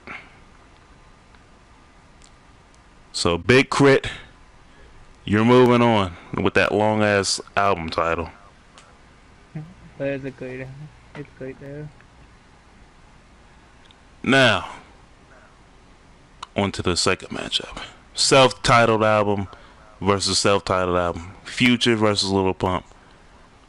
Who are we giving the dub to? Future, obviously, because fucking Lil Pump made my ears bleed. Now, come on, Brandon. You can't be like that. You can't be like that. That fucking Lil Pump album is fucking garbage, okay? It's like one of the worst albums I ever fucking listened to. Okay? Okay. It's even worse than fucking Lil B, okay? When Lil B used to release a mixtape every month. You compared him to the bass god. I'm disappointed in you. You already know who tops that is the bass god. When bass god used to release a mixtape like every month, they were trash. It was like occasionally some were good, but others were just pure garbage. And this is like, this album you can just throw in the garbage, and catch it on fire and just walk away. The Future's, his self-titled album is actually good. He did it, which is Mask Off. Yes. That's his biggest hit he ever done. Oh God, Jesus help me, please. Jesus help me. And then you also, But the other song that I forgot, Jalen, is Draco. Draco is an amazing song too. And Draco is. I really thought it was going to be the lead single on that album, but it wasn't. Mask Off took that. It could pull it off. It still got certified, so you can't judge it since it got certified. So it went there, but it should like, at least got charted some, just like Mask Off was. Yeah. All right. Days. Who you picking to win the self-titled album race? You know.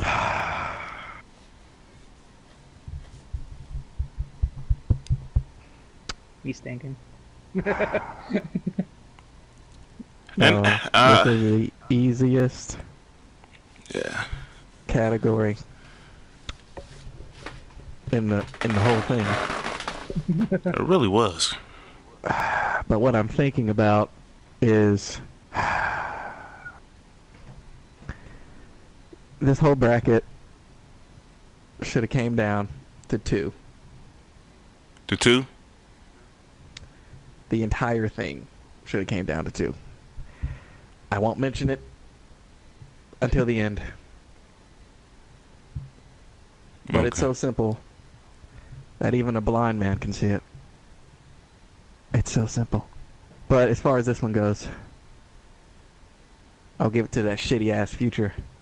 Because Lil Pump is even worse than that punk ass Future. So let's not pretend that Future's any good, and let's not pretend that Pump is any good. But Future's better than Pump. So there's that. I mean, we have like 30 trash ass artists on this fucking thing. Oh my god, Alex. He's pissed. No, seriously, we have 30 trash ass artists on this thing. There's like 4 good ones. 5. Well, this is yearly based. Just like March Madness would be yearly based. So even though we would feel like we know come down to one, we're just doing it as a bracket just to see how everybody else feel. People are going to have different thoughts about it. I think I already know who's going to come down to the last 2. But coming down to the last 2 is not how a March Madness bracket works. Of course not. So let's move on, shall we? Well, hold on. I did not pick. Yeah. Yeah, Future. it don't matter. Moves on. Is moving on. 3 strikeout. All it needs is 2. Remember. That's all it needs. It doesn't matter. Yeah. The third person says. All you need is 2. But I also want to talk too, so guess what? Future moves on. Future, you move on to the Sweet 16. Congratulations. You know what? Let's get the tension off. Go ahead and say what you want to say, man. Just say that. Go ahead, what you want to say. Go ahead and say it. There's nothing left to say. No, I think we should say it. I think No, because I feel like you're gonna do it the rest of the whole way. this was a predictable bracket. It is You know, predictable.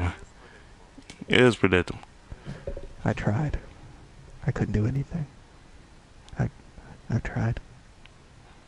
That's all I can say to all the people who are on my side. I tried. I'm sorry I failed you all. I'll make sure not to fail again. And I won't let them dictate the real winner. Because when it comes down to those 2, I know what they're going to pick. But guess what? I'm still here. I'm not going to let it happen. Moving on. As to the people who are standing up for my dude Alex, he appreciates y'all, man. He appreciates y'all. All 0 of y'all. But we're moving on. Hold on. What are we on? We can either We just do did Future Oh, and okay. chicken shit. So let's do Big Sean's I Decided versus All American Badass Joey Badass. All American Badass next. Brandon? Let's see. Big Sean did have a lot of big hits on that album when he came back in the rap game again. Joey Badass's album is a sweeper. It's a big sweeper, but it's a great album as well. This is a hard decision for me because I like both albums, but I give it to Joey Badass. Joey Badass is like one of my top 15 favorite rappers. Joey Badass. Even though Big Sean had a lot of big hits on I decided, even though a lot of people did not like that album for some reason, he hated the album basically. Yeah, it's not his weakest project. That's Hall of other Fame. than yeah, That's Hall of Fame. no, that's not Hall of Fame. That's the last one that we talked about. Dark Sky Paradise? No, Dark Sky Paradise was his best. The one with Metro Boomin, that was trash. Oh, Double or Nothing. I thought you meant one of his like albums by himself. Yeah, this was a disappointment. Absolutely. I think he was trying to chase, what people necessarily liked with the whole Metro Boomin stuff. 2 tracks on there that was Metro Boomin produced, but he was necessarily chasing something that wasn't there. And All American Badass is definitely an underrated album. I feel like I don't know, Joey Badass doesn't necessarily get the credit he's used to. And he's definitely showing himself now by saying that he's ghost written these projects from Rockstar, from Culture Vulture, Post Malone. Now he's making his rightful boast for King of New York. I don't necessarily believe there's a King of New York in rap. Unless it's an old person. I don't know who's the new nigga who's taking over, but I don't know. That should be a topic. But yeah, next week. Joey Badass, All American Badass, moves on. And then our last one, Love Is Rage 2, Uzi Vert versus Super Slimy Future and Young Thug. I hate to give it to either one of these bastards. I recluse myself from this one. Okay, Brandon. I did listen to both. The only song I actually like from the collaboration with Young Thug and Future is Peter Guard, all because of Offset verse. Other than that, I like Love Is Rage's 2 is better. Love Is Rage is 2. Your turn. Yes. Dreadlock boy. Now your choice, Kayla. Both of these albums are very disappointing. Well, not both of them. Well, one is disappointing rather than the other. You said who? Uzi? Yeah. I guess I'll go with Uzi. I'm not necessarily. Yeah, both of these weren't really all that great. Which one did you actually? Which one did you even like? Like, if you liked it, did you like any of them? Like both of them? Out of both two? Like. Out of both two, I just think. Yeah, there was a couple songs from both of them that are good, but necessarily not enough to, I don't know, strengthen them to actually be great albums or just great projects against each other. So, I don't know. I'm not a fan of both of them, but I guess I'll go with Uzi. And they had numerous like delays, and he was blaming fucking Drama and Don Cannon and all that, and Atlantic for not releasing his album and all that. That has nothing to do with the quality of the album. But I still like the song. It's not going up against a very strong opponent, so it moves on. Alright. Alright, I'm trying to get all the people who are down. No, we're on the last one. Bottom right region, we have More Life by Drake versus Culture 2 from the Migos, Flower Boy from Tyler the Creator versus Everybody by Logic. We got Hendrix from Future versus Project Baby 2 by Kodak Black. And last but not least, Huncho Jack Huncho by Travis Scott and Quavo versus Grateful from DJ Khaled. So starting up with the first one, More Life from Drake versus Culture 2 from the Migos. Who do we believe is the winner? Damn, this is gonna be tricky. Yeah. It's tricky for me. What else? Well, here's how it's going down on this one. Here's my vote. I have listened to about half of both of these. Fuck the Migos. This one goes to Drake. Drake. After that terrible piece of shit Views album, he returns with something much, much better. And hopefully, he continues down this path. You say it's much better? Than Views? Yeah. Everything's better than Views. Yeah. I found that. Yeah, it was an improvement. Not Take Care level, but it's still better. No, nothing's. I don't think he'll never touch Take Care again. I'm sorry. Probably not even with God's Plan. Good song. I just don't think. But only love my mama in my bed. I feel like Take Care was it was more emotional, I feel like, than his other albums. Can I say that? It was deep. Yeah. Ripped you right in the gut. Some people thought it was so depressing that when you drive, you just want to take a swerve off into a tree. It was very, and then it comes out in wintertime when people are mostly emotional. That is the truth. It's so sad. It's like, oh my god, why? It's funny. Okay. Brandon? I listened to both. Mm-hmm. I still, I can't lie, both of them are way too fucking long. Oh, you mean like that Big Crit album? I'm sorry. Go ahead. Shut up. Okay. Migos is what, 24 tracks? I forget how long More Life is. I think it's like beyond that. But I have to give it to Drake, to be honest. Because the Migos, like I said, I've said it before, like on a reaction when we first listened to it, Kaylin. I just felt like it was kind of too repetitive, and it really was. The whole album was too repetitive. Let them know. Like they couldn't beat Culture One.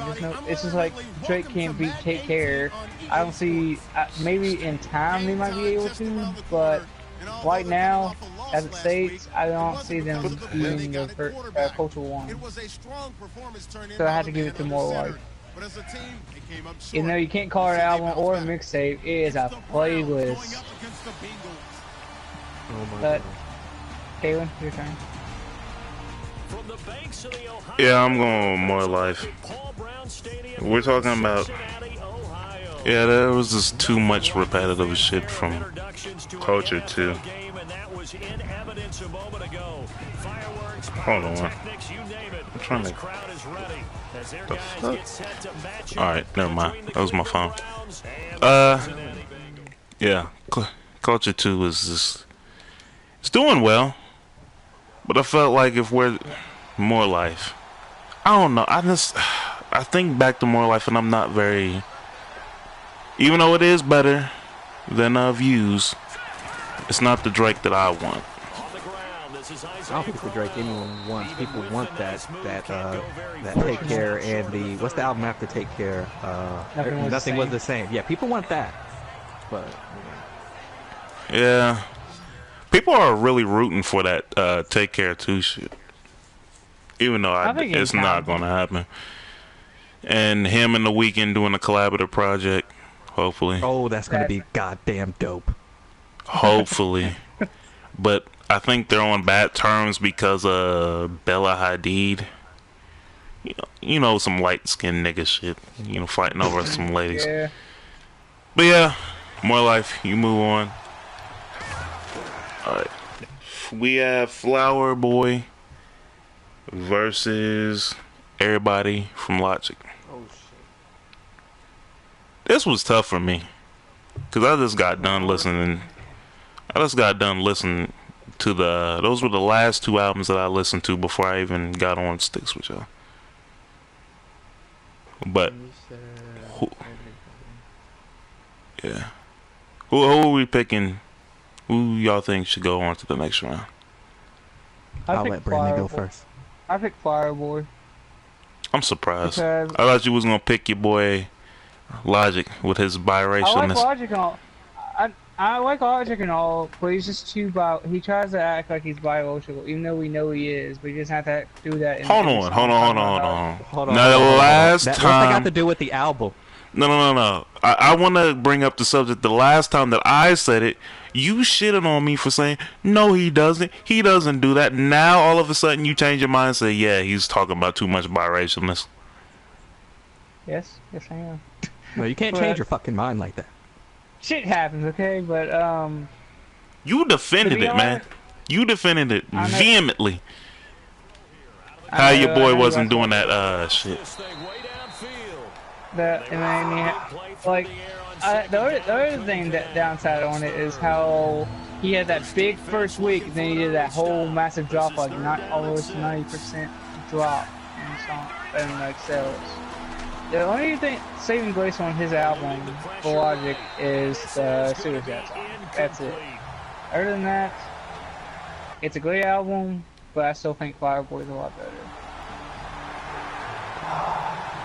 Because I know how Logic is when he raps. He raps about being biracial. I know that. Now you know. Man, fuck this guy. He does get emotional sometimes. Like, I'm pretty sure, I'm not lying, I'm pretty sure Khalid was crying in the studio when he was singing his verse. He has because if you watch his, when he did it at I think, was it the Billboard, or he did it somewhere with Logic and Alusa. Talking about the MTV shit. He was emotional on it. He was like completely emotional when you saw it. Okay. Alright, cool. Next, who wants to go? Oh, I'm going. Okay, cool. Because this is so easy. It's so easy, at least to me. And we're going to have another tie, because I'm going with Logic. And the thing that Brandon just said about Logic is the whole reason why he's better than Tyler, the Creator. That's who we're talking about, right? That's the album he's going with, right? Yeah, Flower Bomb. But I wanted to make sure I had that correct. I was checking my notes here. Like, is there somebody else Logic's going against? No, it's Tyler, the Creator. And, well, I don't think Logic's album is great or anything.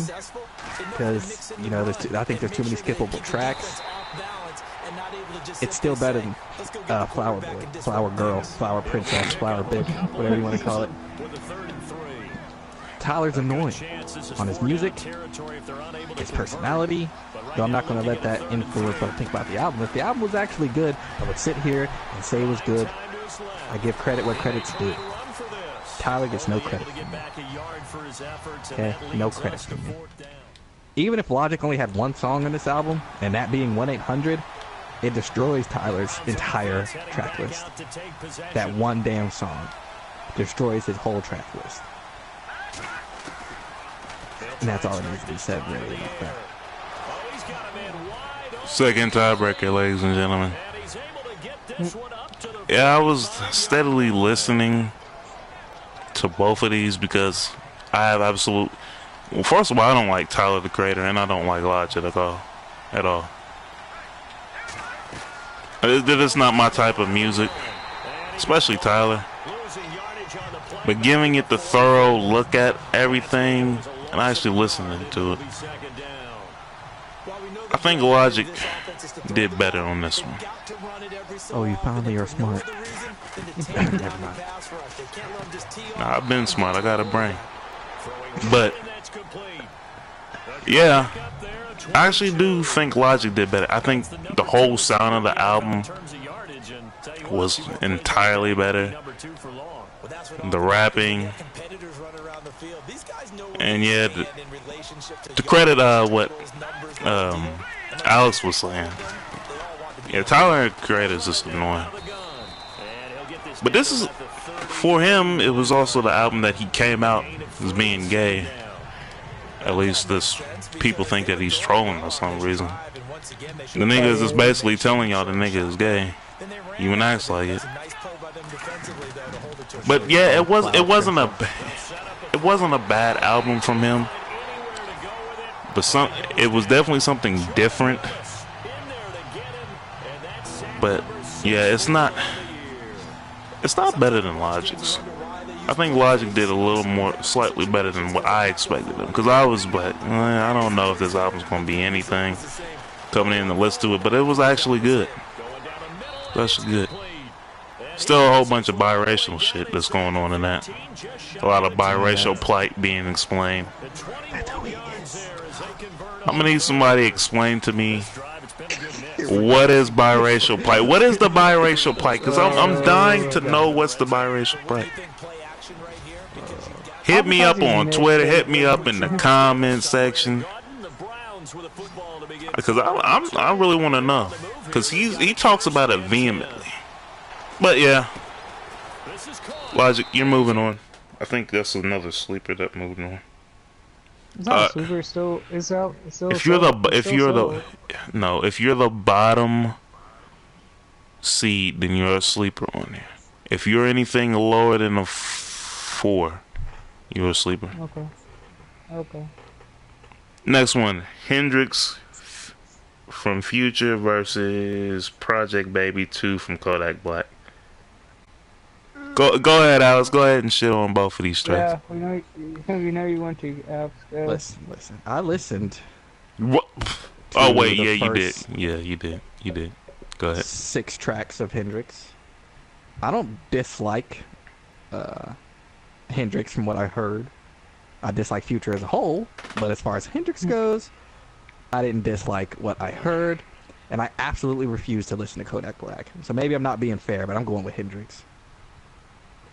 Brandon, you got one. Kodak Black don't even like black women. I'm supposed to root for this motherfucker? I just said I don't like women with my complexion. I like light-skinned women. I want you to be lighter than me. I love African-American women, but I just don't like my skin complexion.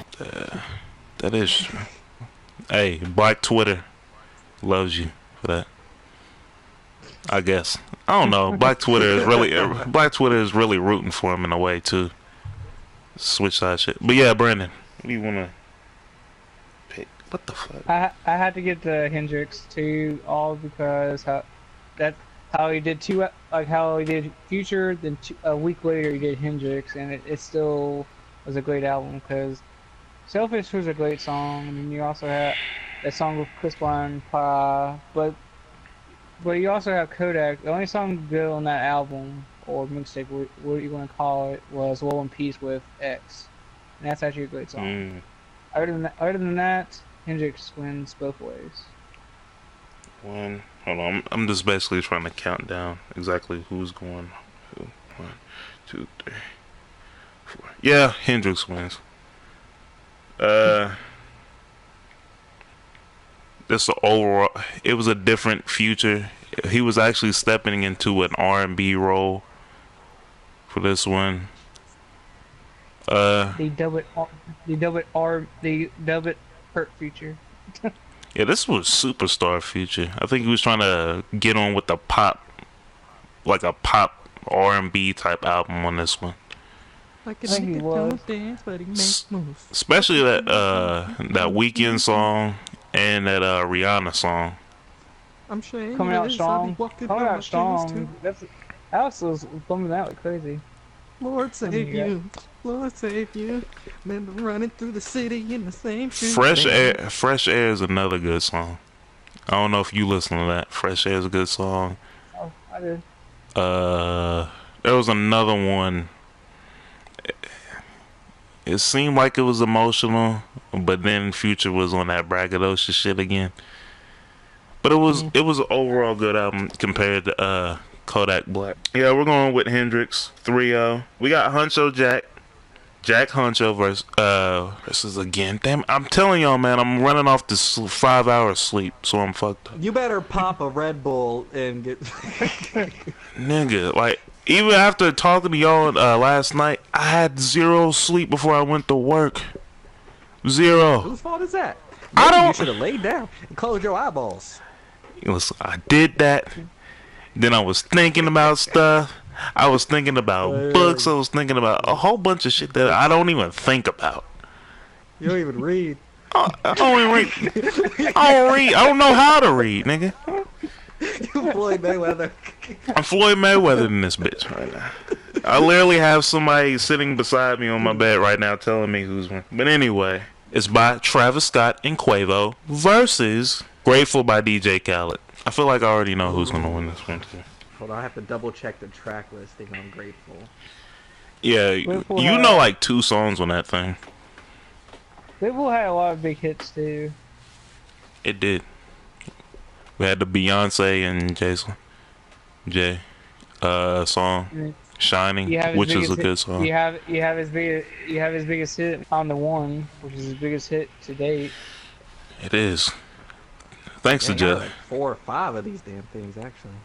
Thanks to like Bieber. Don't get me wrong, they're great album. They're both good albums and all. But I still, even though I don't like DJ Khaled when he actually always say DJ Khaled, we're the best. I hate that shit. I hate that shit. That's what you hate. Well, he's supposed to be somewhat of the, I hype man. He's just like fucking Drama. Drama does the same damn thing when he does a mixtape for artists. But I have to get to DJ Khaled, to be honest. Even though the whole album of Hunter Jack was amazing, I actually like it. But I still believe Grateful is all because how successful it was, and it's one of like DJ Khaled's fastest selling albums, plus the singles. Pretty much all of them went platinum in like weeks. And then you have On the One, which went platinum 1 week, then 2 weeks later went double platinum, and so on. So I have to give it to Grateful. Alex, you got one? Or do you want me to go ahead and go? Hold on, I'm gonna go last this time. I'm gonna go last this time. I feel we might. I want to be the tiebreaker this time because I feel you're gonna go the opposite route. Yeah. I'm being tiebreaker this time. Oh yeah. Oh, he's being tiebreaker. Alright. Alright. Do you know what I like? Do you? I think I do. Well, you're right. Because I do pick Honcho Jack Honcho. Even despite how great of... It has some hits for DJ Khaled. I don't know. It's just not... I don't know. It felt like it was actually produced by Assad. Assad's less than... He's like 1 years old. How's he got to a beat? You don't know that. You don't know that. There are a lot of baby geniuses out here. It's not necessarily bad, but I don't know. I feel like I definitely bump more Honcho Jack than Jack Honcho. There's definitely some turn up songs in there. A lot of songs that was on Grateful. I think there was a song with Nas on there that was absolutely just wasn't working. With him and Travis Scott. That song wasn't really that great. I didn't like his flow on that one. But, yeah, I'm rolling with Honcho Jack Honcho. Mr. Tiebreaker. Step in the shoes. Alright. Who you got to win and who you got to lose. Let's wrap right there. Bars. Start off by saying I'll give credit to both of these people, Honcho and DJ Khaled. DJ Khaled knows how to make a single. He's always known how to make a single. He's known which singles to release off the albums. He's always known. Except that Top Off. That shit was... Top Off, no. But when it comes to full albums, I feel he always releases the best songs as singles, and then the rest of the album doesn't even need to be listened to. That's how I've always felt about DJ Khaled, and that's how I still feel about DJ Khaled. All the good songs were released as singles. Let's go. And then the rest of them don't even need to be heard. So I'm going with Honcho Jack Honcho. Wow. Oh, wow. Okay then. And so I said Travis Scott has been surprising me. He's been on tracks that I like a lot recently. I'm tired of seeing his name pop up, actually. Who? Travis Scott. Why you don't like his name pop up? Because he's on a lot of stuff that I don't like, and I don't want to like him. So he's kind of putting the moves on you. Yeah. Travis Scott put the moves. I'm telling you, you need to listen to. If you haven't listened to Birds Singing the Track McKnight, I don't know if I said that right. I think you'll like a good number of songs. I don't necessarily think you'll like all of them, but there is a Weeknd song, and I bet you'll love that. Just don't listen to the Nav song. That Nav song, it's not a bad song. I like Travis's parts, but Nav is boring like that. Yes, Nav is a sleeper in real life. Go. Let's go. Okay. Now are we done? Yep. I believe the first round is officially completed. A few minutes later. Okay, let's just jump right into the second round. Second round, ladies and gentlemen. Sweet 16 of the Hip Hop Madness 2018. All right. Remaining participants. It will be Damn versus Pretty Girls Like Trap Music and Without a Warning versus Culture.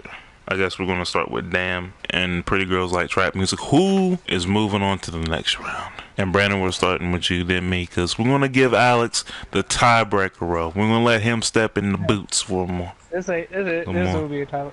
This might not even be a tiebreaker for him, probably. But I still have to give to Kendrick because how successful the album is, and like now I've yet to hear 2 Chainz's songs on this album in the last few months. I haven't heard anything. It's been like quiet. So I had to give it to Damn, even though Pretty Girls Like Trap Music had a lot of good hits. You just don't put it on the radio anymore. I don't put it on the radio no more. What you talking about? I don't hear him. I don't hear him at all. I hear Damn all the time. I hear Humble. I hear Loyalty. Now I hear Love all the time. I don't even listen to the radio, so I have no argument with that. But it is the truth. I just don't. But I still listen to both albums on Spotify all the time. So I've been using Spotify more than radio. Alright. Yeah, I'll go with the Damn. I think that's pretty simple. That's because of how overall the project is compared to Pretty Girls Like Trap Music. I'm gonna give it the thumbs up. Yeah. I'm going the same route. I don't know, this might be a little more faster now since we already pretty much talked about the albums individually. I think it'll be easier. Probably until it comes down to the finals. Oh God. Then that's when it's gonna be turning up. Ladies and gentlemen, Exactly. I need to let y'all know my co-host, Days, he said he's gonna turn up the heat on some niggas, man. Exactly. I've been too soft. I can't let it happen anymore. We're gonna turn up the heat. So if y'all haven't got what y'all wanted, y'all gonna get it. Alright. Okay. Without a warning. Well, wait. First of all, for the winner, Damn is moving on to the Elite 8. Yeah. Elite 8. Yeah, it's the Elite 8. Moving on to the Elite 8. We got Without a Warning versus Culture 1. Who is the winner of that one? I believe Without a Warning. That's slowly again becoming better. Really? Yeah. I'm shocked because I really thought you was gonna pick Culture, but again, tiebreaker, you got another job to do because yeah, I'm picking Culture. Hold on, I really want to understand why Without a Warning though. I already said it because it's slowly becoming, the album's slowly getting better over time because people are finally listening to the album, and I didn't listen to the album for a second time again. Because I listened to it when it first came out, and then I slowly listened to it again, and it slowly dawned to me how good it is. But I think that was what culture laid foundation for. To an extent, yes, because how it came out after culture. And Yep. that's when like all the. But then people realize about Offset and them, and it's like, okay, this nigga's really doing something on this one. So that's why I'm picking culture, because I feel like it laid the foundation for Without a Warning. And they all did collaborations with other artists. Like you have Offset with 21 Savage, you have Quavo with Travis Scott, and then you have where Lil Yachty and Takeoff doing an album. You know, we think it's gotta be trash. I'm not gonna listen to that shit. But anyway, all right, tiebreaker. Who you rolling with? Alright. Nitty gritty. Who's gonna take down who? Go. Alright. So I'm going to go with drum roll.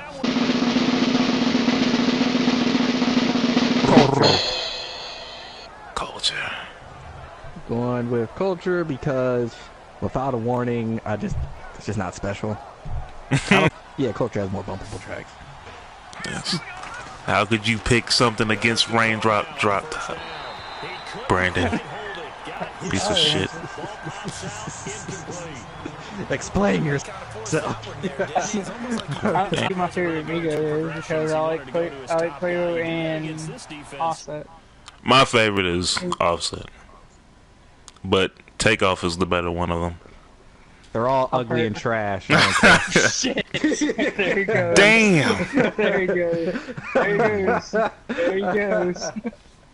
And then Offset's banging my girl. Aw, boo-hoo. Oh, man, don't bring no heat to the podcast, there. Don't bring no heat to the podcast, man. It's some heat. It's some heat. And I'm gonna walk up to Offset with some real heat. Yeah. Some bars. Mr. Still Your Girl. Exactly. Alright, so that is it for the top left region. We have Damn and what that? Wait, Culture. Moving on to the Elite Eight. Moving on to the right side, we have 444 versus, what am I looking at? Black Panther album. We have Ricky Ross, the boss, versus what wins and losses, which is another surprise to me. It's like label mates going up against each other. But first, we'll start with 444 and Black Panther album. Whoa. Brandon, I'm gonna need you to I'm gonna need you to convince me on who's winning this one. That's hard. Start it off, Brandon. Start it off. You're the Kickstarter. Kickstarter, no money. Oh. Oh. Can you kickstart me about $10 so then buy one that Oh shit.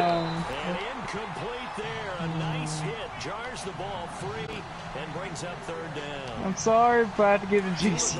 I have to. Jay-Z. Yes, I have to.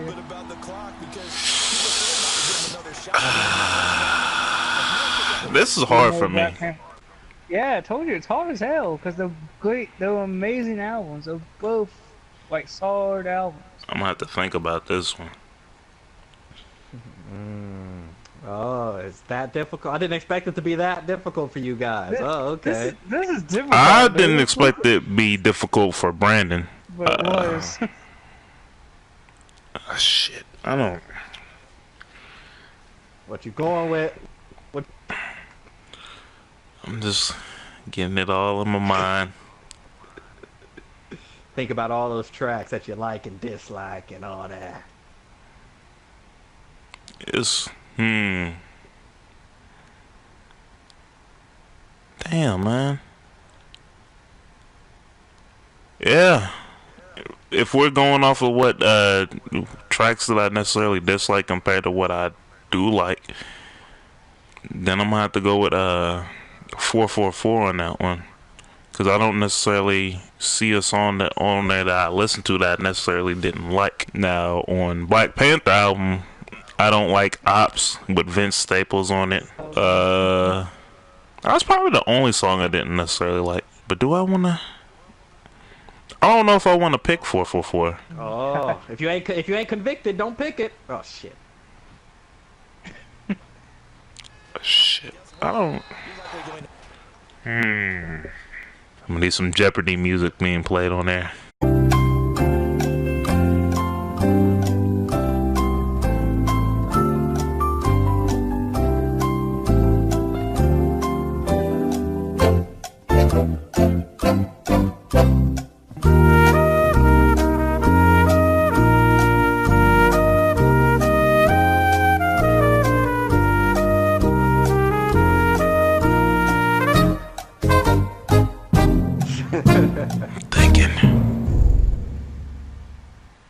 Black Panther was very special, and it was for a very special movie.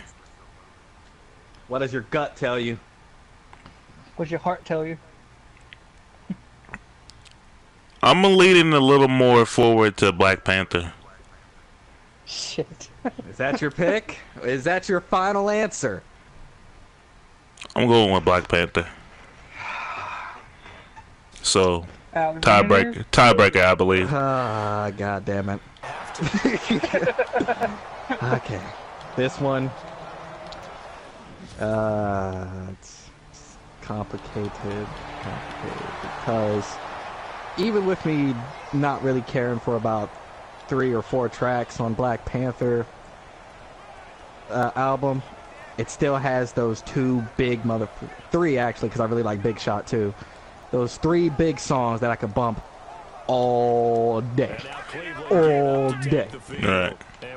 Whereas 444, it's one of those albums that makes you think. So it's not really a bump album, it's a thinking album. Fuck.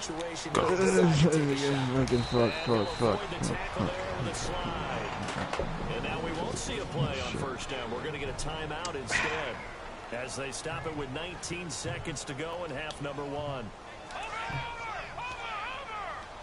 This is tough. It's tough. The way I'm breaking it down is which album have I listened to more, and I've listened to Black Panther album more. So, we got another shocker, ladies and gentlemen. Another top seed in the dust. Oh shoot, that was hard. That was. Because I was trying to think of a song that, well, not a song, but how both of the projects moved me. And I feel like Black Panther, especially All of the Stars, man, it's just such a beautiful song. This has killed it. So, Black Panther moves on. wow! I can't believe wow. I can't believe that. No, nobody would have anticipated that when the list got made. I really didn't think, much about it. I actually picked Jay-Z versus Damn to actually go up against each other, but they didn't go up against each other, so. I thought it was too. Now I'm like, oh crap. Now everything's changed. Moving on. Rather You Than Me from Rick Ross versus Meek Mill's Wins and Losses. Who do we got moving on to the next round? Brandon? Lambo Mates. Yeah, Lambo Mates. But one's the boss. And the other one's the shooter. But who do we doing, Brandon? Who we got, Brandon? Don't tell me we got another unpredictable one.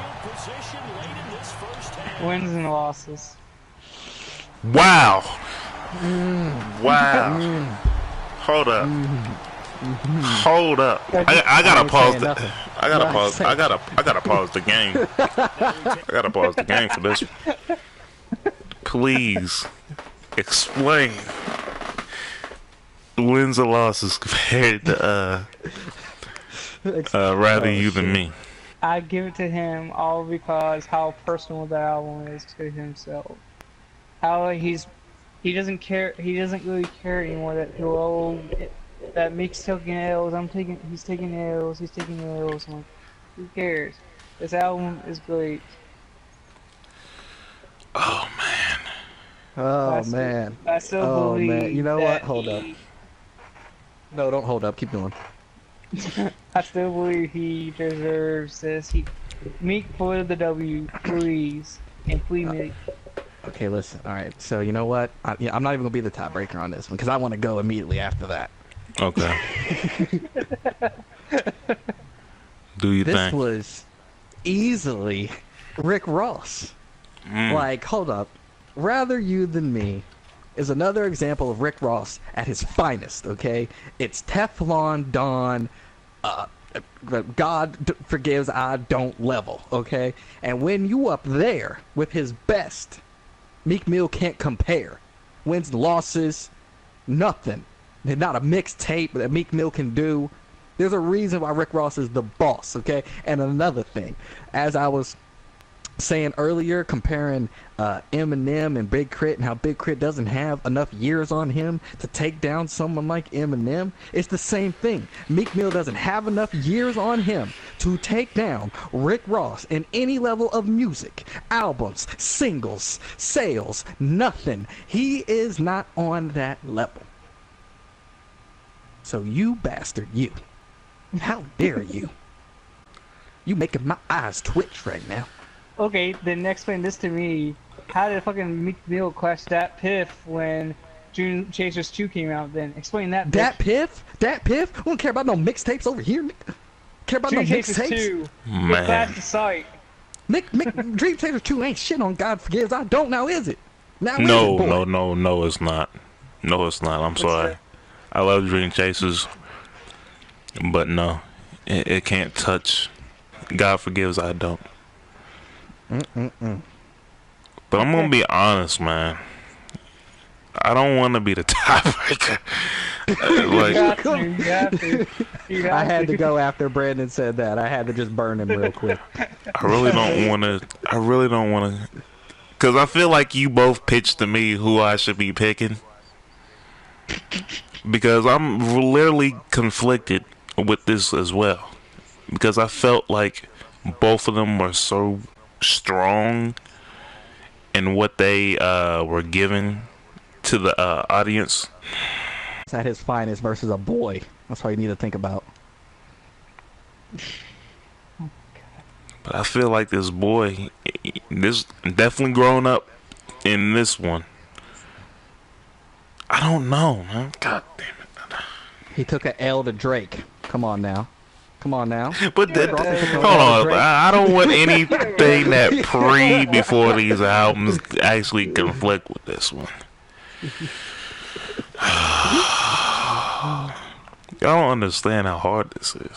Because I love both artists, but I love their projects. But I feel like Santorini Grease, man. Santorini Grease is one of the best things I listened to last year.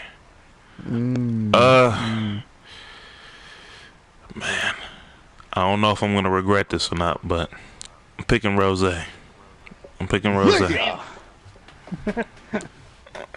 It's hard.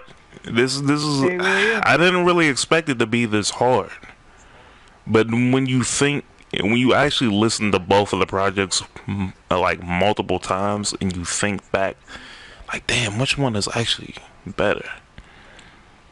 Both albums are very strong albums, but yeah, I'm gonna have to give it to Rose. Damn, I don't know, man. I might regret that one, but I'm. That's my final answer. That's my final one. Stick with your convictions.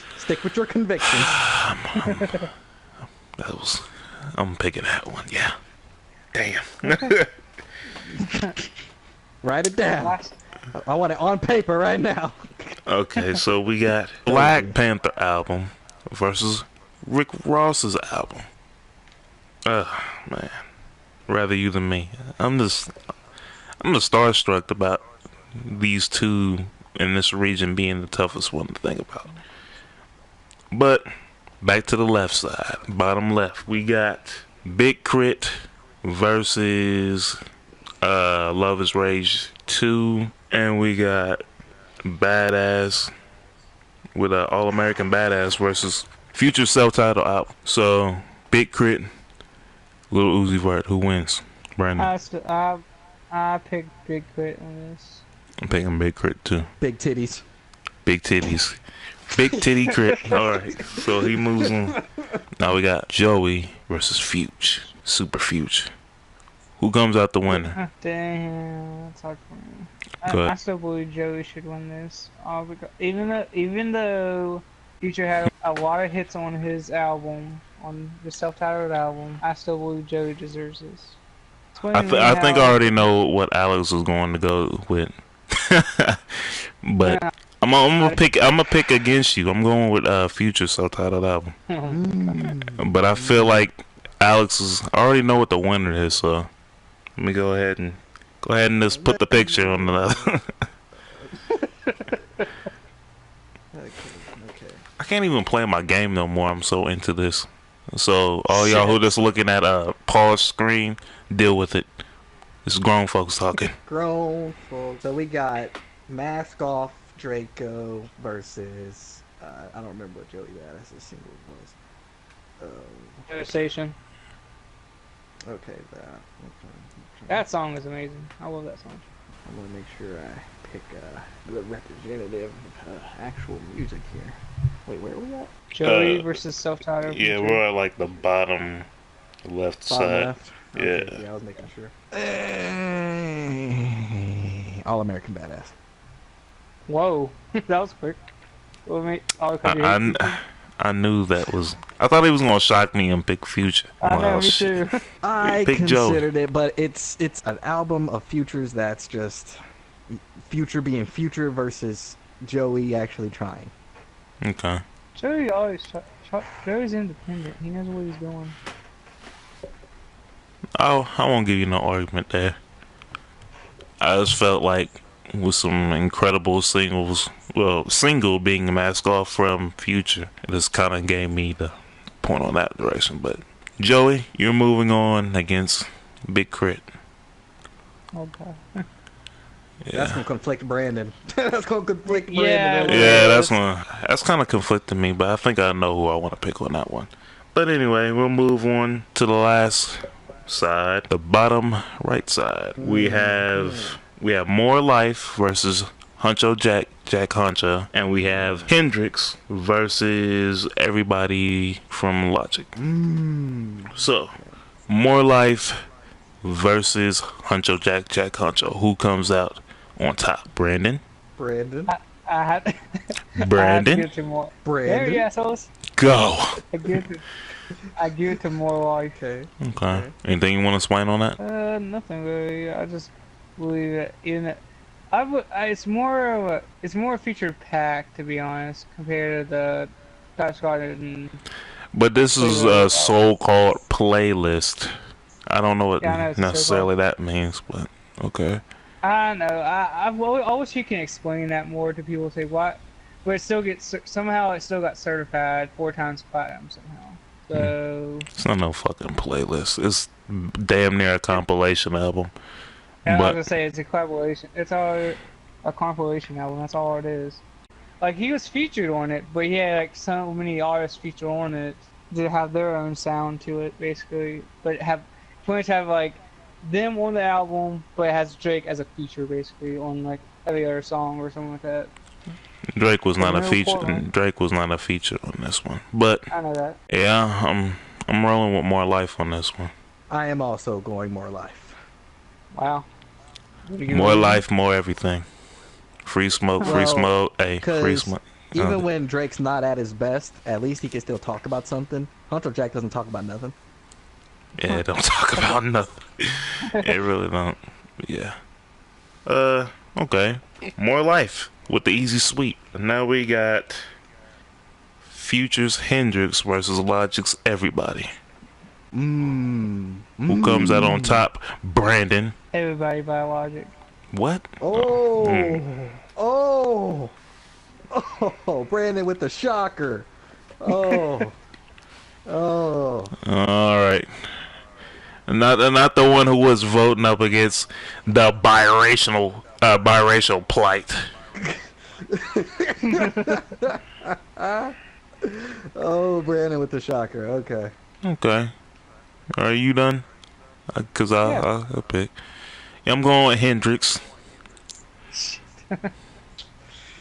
Oh, shit. Tiebreaker, it's your job now. Oh, man. Go ahead, bring it on for me. All right, so we got Hendrix versus. Okay. People aren't going to like the reasoning, but I'm going with logic. Oh, my heart can't take it. Simply because, once again, as I said in Logic's first matchup, it just keeps happening. 1-800 tops every track on Hendrix. It just does. The one song. It's just that one song. It tops everything. Even his song with The Weeknd that I love so much with Future and The Weeknd. Even that. I could. You don't understand how many times I've listened to 1-800 over anything else last year. Like. Yeah, I don't know if sure any other song of Hendrix has charted at all. Well, we know Selfish. the Suicide. I wish I could check. I wish I could check my Spotify on how many times I listened to that one song. I think it tells you. Oh man, my heart can't take the pain. I was shocked when Brandon said Logic. I almost flipped this chair. I could have swore he was going to pick Hendrix. Oh, holy crap, Brandon shocked me on that one. Yeah, Brandon shot, especially the last time of what he said about the damn album. And then he was like, yeah, I'm picking Logic. Okay. Okay, so we got More Life versus Logic. I didn't even think it would get this far. Shoot. Two light-skinned brothers. Yes, the biracial plight. Battle of the biracials. Oh, yes. It literally is the battle of the biracials. Wow. Oh, man. Damn. Oh, this is turning out crazier than I thought. Okay, so now we're moving on to the Elite 8. Oh, thank you for sending me. Okay, Elite 8, ladies and gentlemen. We paused. Yada. Alright, now, since we're on Elite 8, we have Damn by Kendrick Lamar versus Culture. Who wins and goes into the final four? Damn. Is that your answer? He says damn. He says damn, y'all. Who's like, damn. Alright, Brandon. Yes, I had to give it to damn, okay? Damn it. He's giving it the damn. Yep. Giving it the damn. I'm giving it the damn too. I third that. That was quick. That was easy. So, damn moves on into the final four. Alright, moving on to the right side, we have Black Panther album with the shocker versus Rick Ross's Rather You Than Me. Oh my god. Y'all take y'all time on that one. I need to think. Okay, so Brandon, I want you to convince who should be the winner. I had to give it to Black Panther. I give it to Black Panther all because you can bump punch every track. Only exception is one song that's the Vince Staples song. Other than that, that's it. Oh man, another hard one. Shit. I think I want to go with. I think I want to. Damn, like Jimmy man. Neutron right now. You probably Jimmy Neutron right now. Think.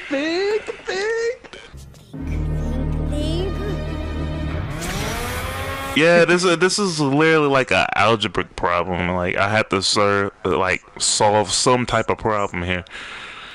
Brain blast. Brain blast! Which one do I necessarily like more? Oh man, I'm gonna have to go with Black Panther. Whoa. Well, doesn't matter on this one. I really want to know who you picked though. Yeah, I do.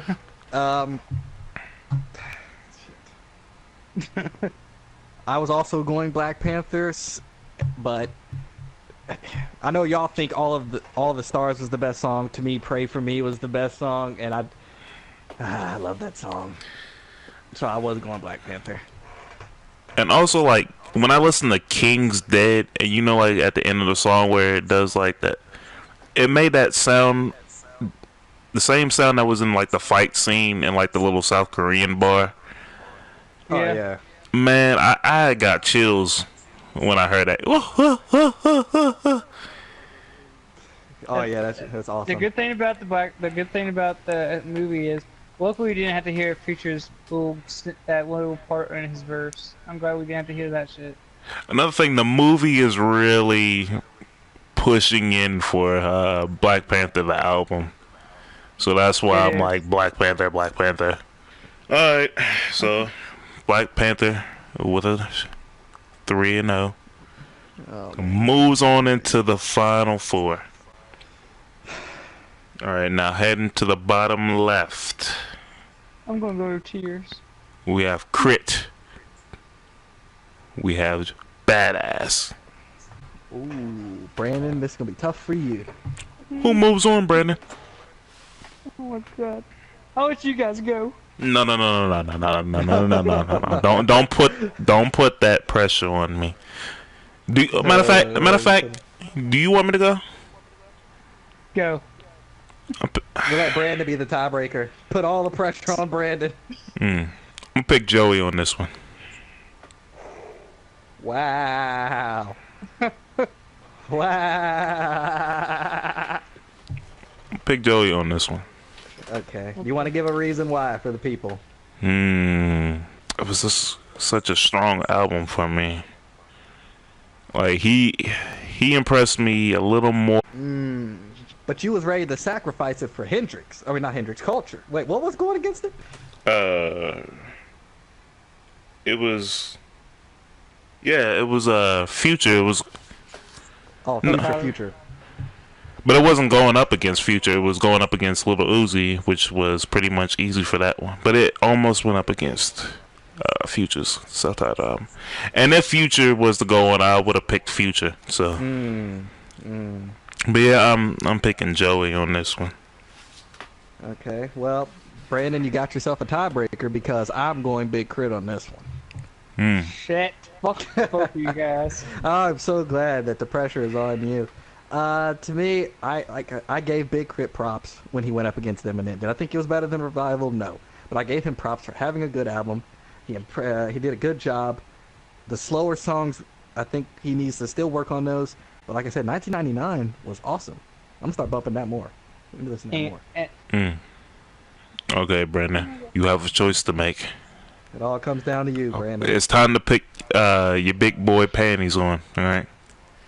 I meant to say big girl, but it's time to put your big girl panties on, alright? Who moves on? Have my Just music, please? No.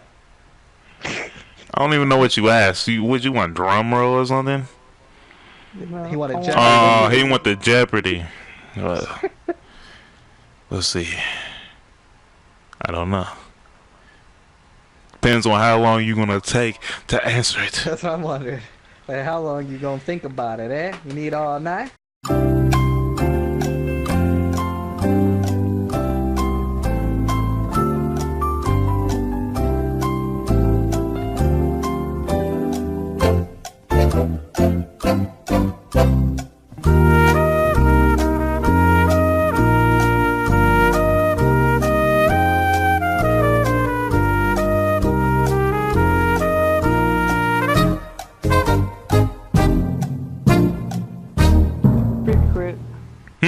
Oh shit! I didn't really think you was gonna pick that either. Oh, that's a shocker too. I thought he was in love with Joey. I thought he's in your top 10, Brandon. I know. That's what I said. I thought he was in love with Joey. Like, I like both. Okay, I like both their albums. They're amazing albums. But keep in mind, there's so many songs off of Big Kurt's album I actually love. And that's Getaway, 1999. There's a lot of me. There's a whole shit ton I could say right now. So I have to pick Big Crit. I'm gonna tell y'all now. I'm afraid of what's gonna come down to the bottom two. I am too now. Oh Jesus, I don't want it to happen. I'm literally terrified just thinking about it. Like, it's crazy. Okay, so now we're down to our last one in the Elite Eight. We have More Life versus Everybody Logic. Woo. Okay. Fellas, who is coming out on top? I'm gonna pick More Life.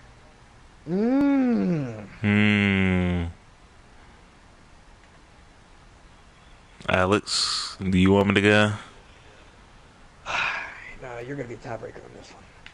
Oh wow. Because I'm going Logic. Everybody. As I keep saying, I know I'm harping on just one song, and it's a whole album. But Jesus Christ, he just crushed it, man.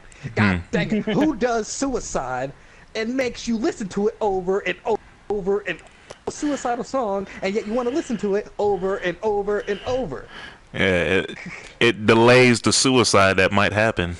I ain't suicidal, I just like the song.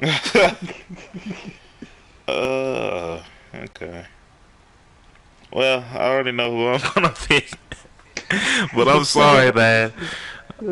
I really didn't believe this album was gonna get far. But I'm picking More Life. I really didn't think More Life was gonna get this far. It's shocking, yeah. It's shocking. I was almost banking on it to almost lose the culture too, to be honest. Oh shit. But then y'all made me think, like, yeah. So now, ladies and gentlemen, final four. Each side, whoever the winner is, will be going on to the championship round. Oh god, I feel like I know what it's gonna be. It's gonna be so ridiculous when it happens. Starting on the left side, we have Kendrick Lamar's Damn versus Big Crit's Forever is a Mighty Long Time. I just want to say I never wanted Big Crit to make it this far. He shouldn't have made it past the first round. Okay, go. Yeah, you did say that. Brandon, go ahead. I already know who you're gonna pick. Don't even try to make it like it. Don't even sit here and try to make it like it's a hard decision. If you say what I think you're gonna say, I'm gonna smack You okay, Kung Fu Kenny? Okay. Kung Fu Kenny. Okay, he's going Kung with Fu Damn. Kenny. Yeah, that's his nickname on the album. Oh, okay. Yeah, I'm picking Damn. I'm picking Damn. Yeah, unfortunately. Well, not unfortunately because it's a great album, but unfortunately because of what's going to happen in a minute. Yeah, because I already feel like I know who's going to win. I told you, I feared who was going to be in the championship round. Okay, so we have Black Panther album versus More Life. Who wins? Brandon. Wow. No, somebody else first, not me. Hold on, this ain't even difficult. Shit, if you want me to go, okay. Black Panther album. Okay. Black Panther album. I was gonna say the same thing anyway because I still believe Black Panther is still a great album. Ah, shit. Now it's Kendrick versus Kendrick. Who is? Shit. Yeah. But it's like Kendrick versus Kendrick and Friends. Kendrick, etc. Yeah. What's him and Top Dog's name when they do music videos, Kayla? Black Hippie. Oh, hold on. You talking about Little Dave and... No, it's Dave and the Little Homies. Yeah. They make awesome. They make awesome music videos. I would love for them to do a music video of mine in the future. But,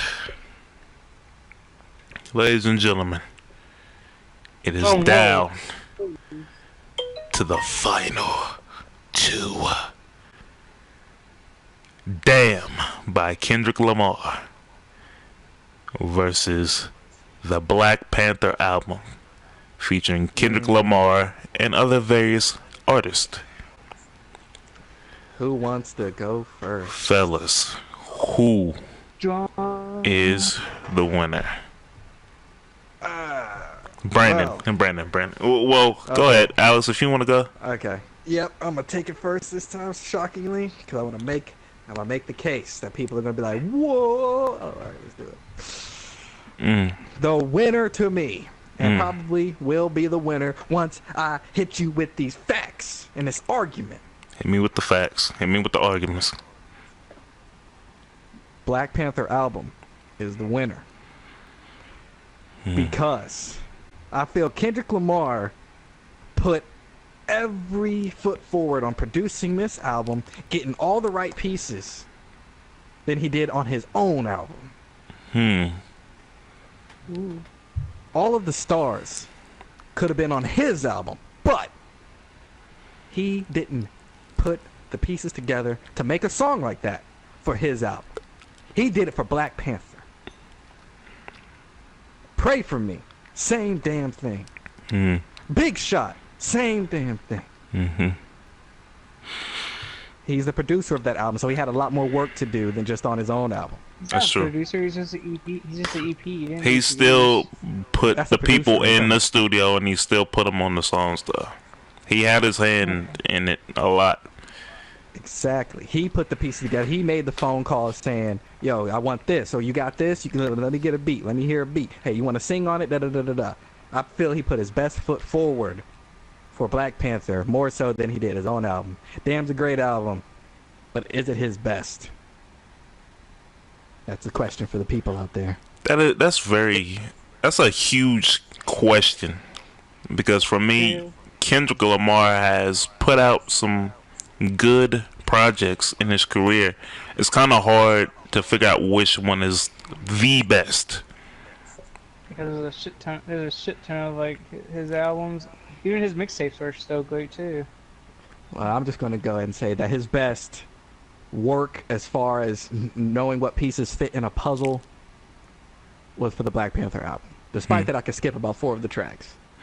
I could skip like the same amount on Damn. So. He did a good job being a producer on, something that's not solely his, but it feel like it is. But okay, I'm gonna have my time thinking about it. So Brandon, you want to go?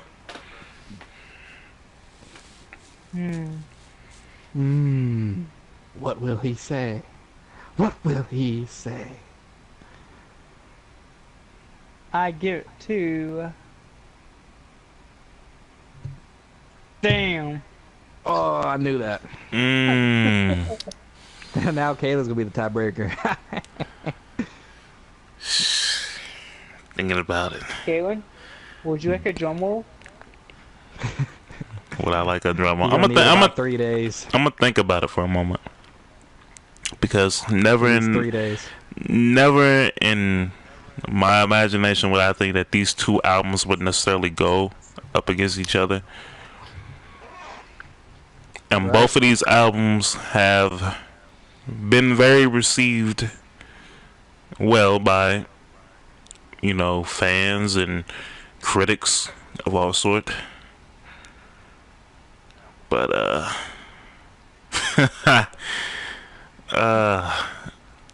ladies and gentlemen, our first annual 2018 Hip Hop Madness champion is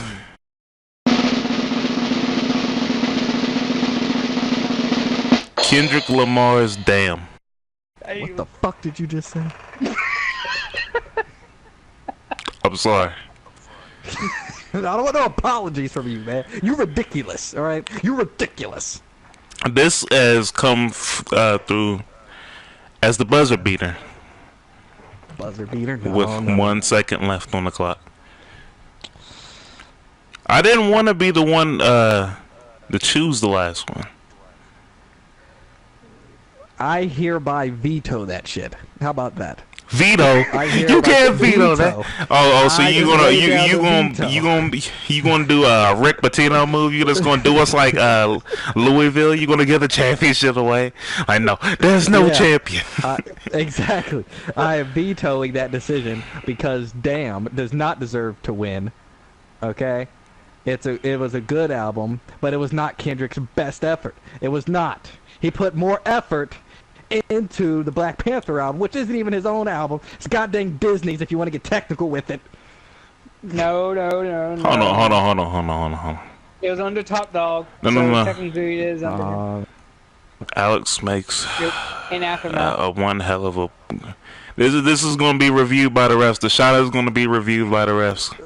It's going to be reviewed by the refs because I put the veto down. I'm throwing the flag, the red flag. I'm throwing it all in there. Hex no.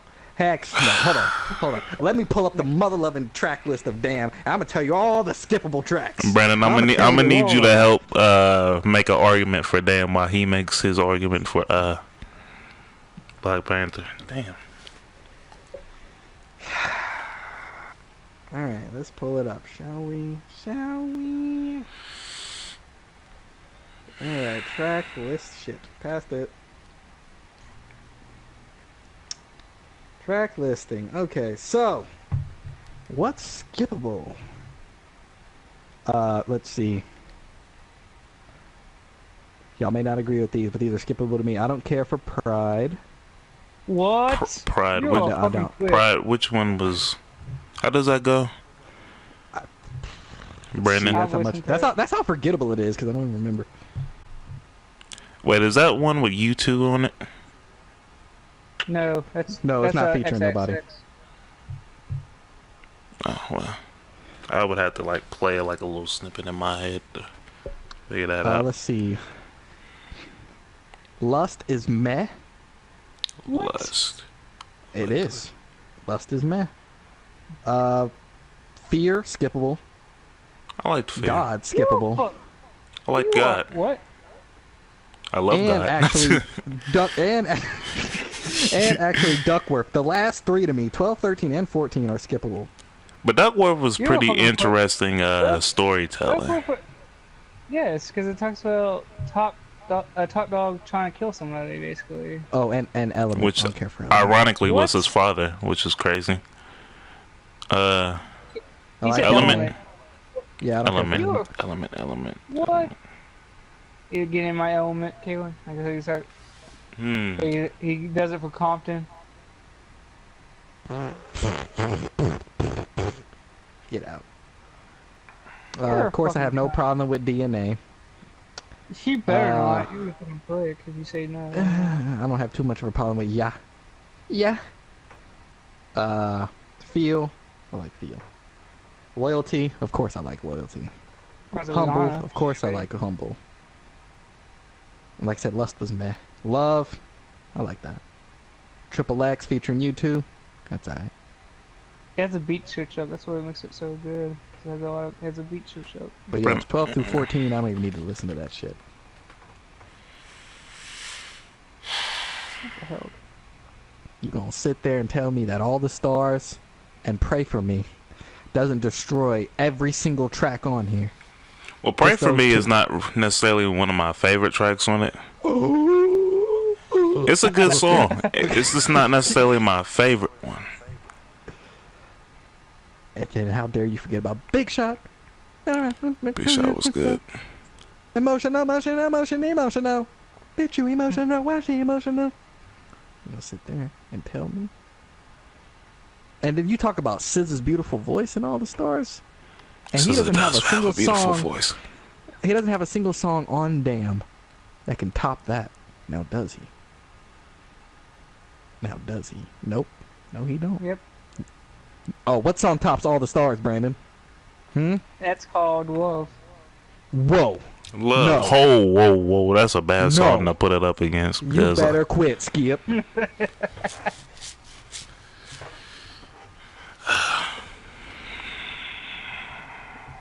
Damn, why do I gotta be the tiebreaker?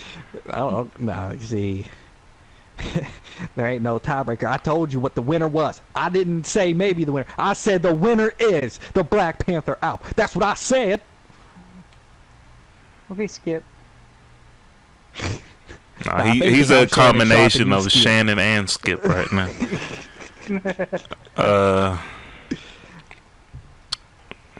Yeah, man. I'm gonna still stick with damn. You gonna stick with that bullshit. It's vetoed. I don't care what you stick with. It's vetoed. It's thrown out. I'm the fucking president up in here, okay? I'm fucking Trump right now. It's thrown out. Your vote doesn't... You're fired, okay? You're fired. It's Black Panther. And the people in these comment sections, fact, yeah, they're gonna agree. Let's put a poll up. It's the first time that's ever happened. We need to put a poll. We need Facebook, Twitter, YouTube. Somebody help us up, man.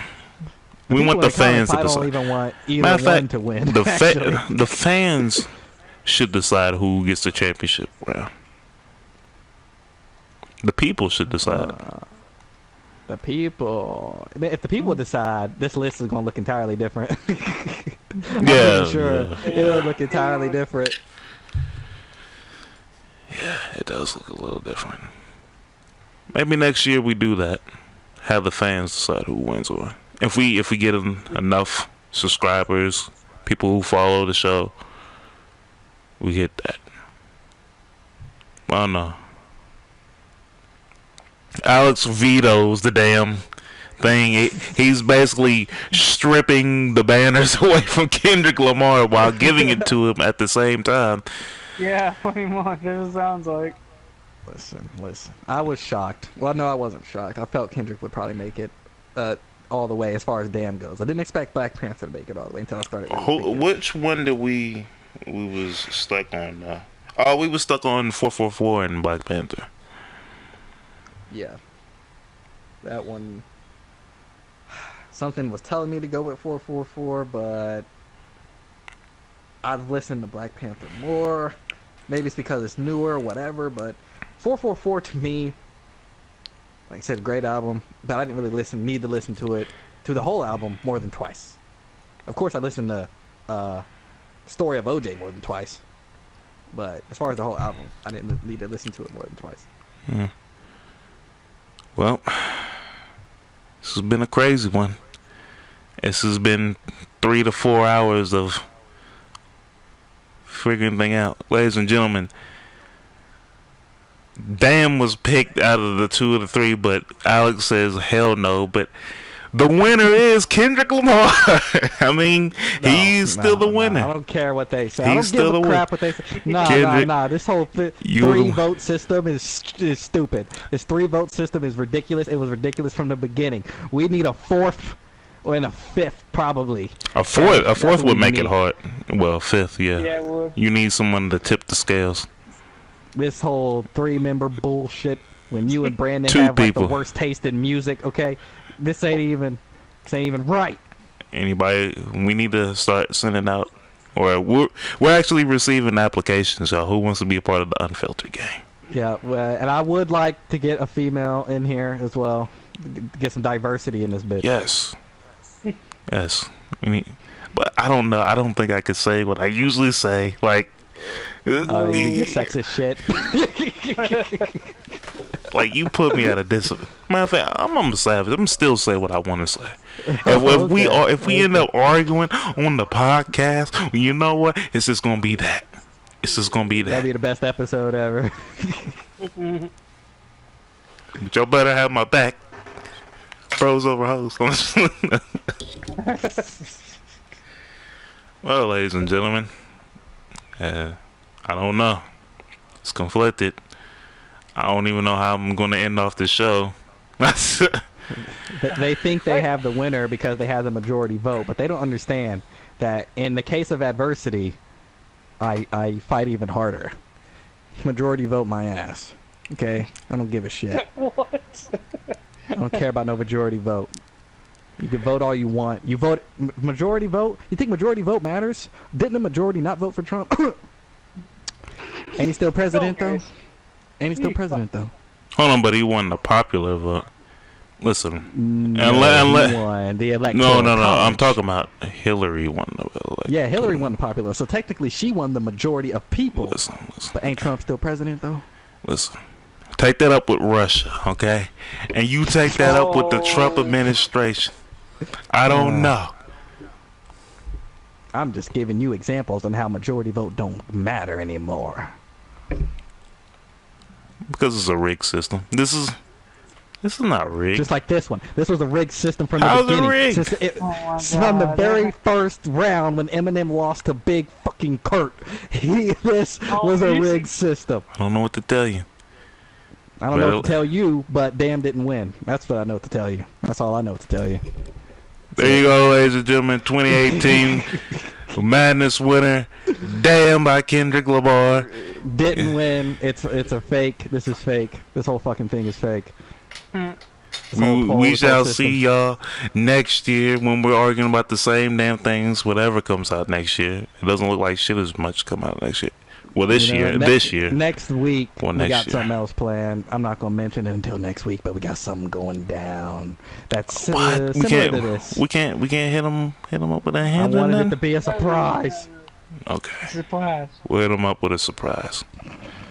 So, ladies and gentlemen, how do I usually end off this podcast? Hit that like and subscribe button. Oh, another thing, if y'all don't know, I am streaming on Twitch from my damn account. So anybody who's following the Unfiltered Gang account and you don't see anything pop up, I'm sorry. But anytime that I'm streaming, I'm most likely going to be on mine because Twitch is fucking up for me for some reason. I don't know why. But yeah, hit that like and subscribe button if you haven't already. Make sure you share with your friends and family. Tell them all about us. You know what I'm saying? We're trying to get out there, man. We got some good content. You know what I'm saying? You know, next week, tune in to another episode of Unfiltered. Ladies and gentlemen, deuces. Bitch, be humble. Bitch, sit down. Be humble. Sit down. Be humble. Bitch, sit down.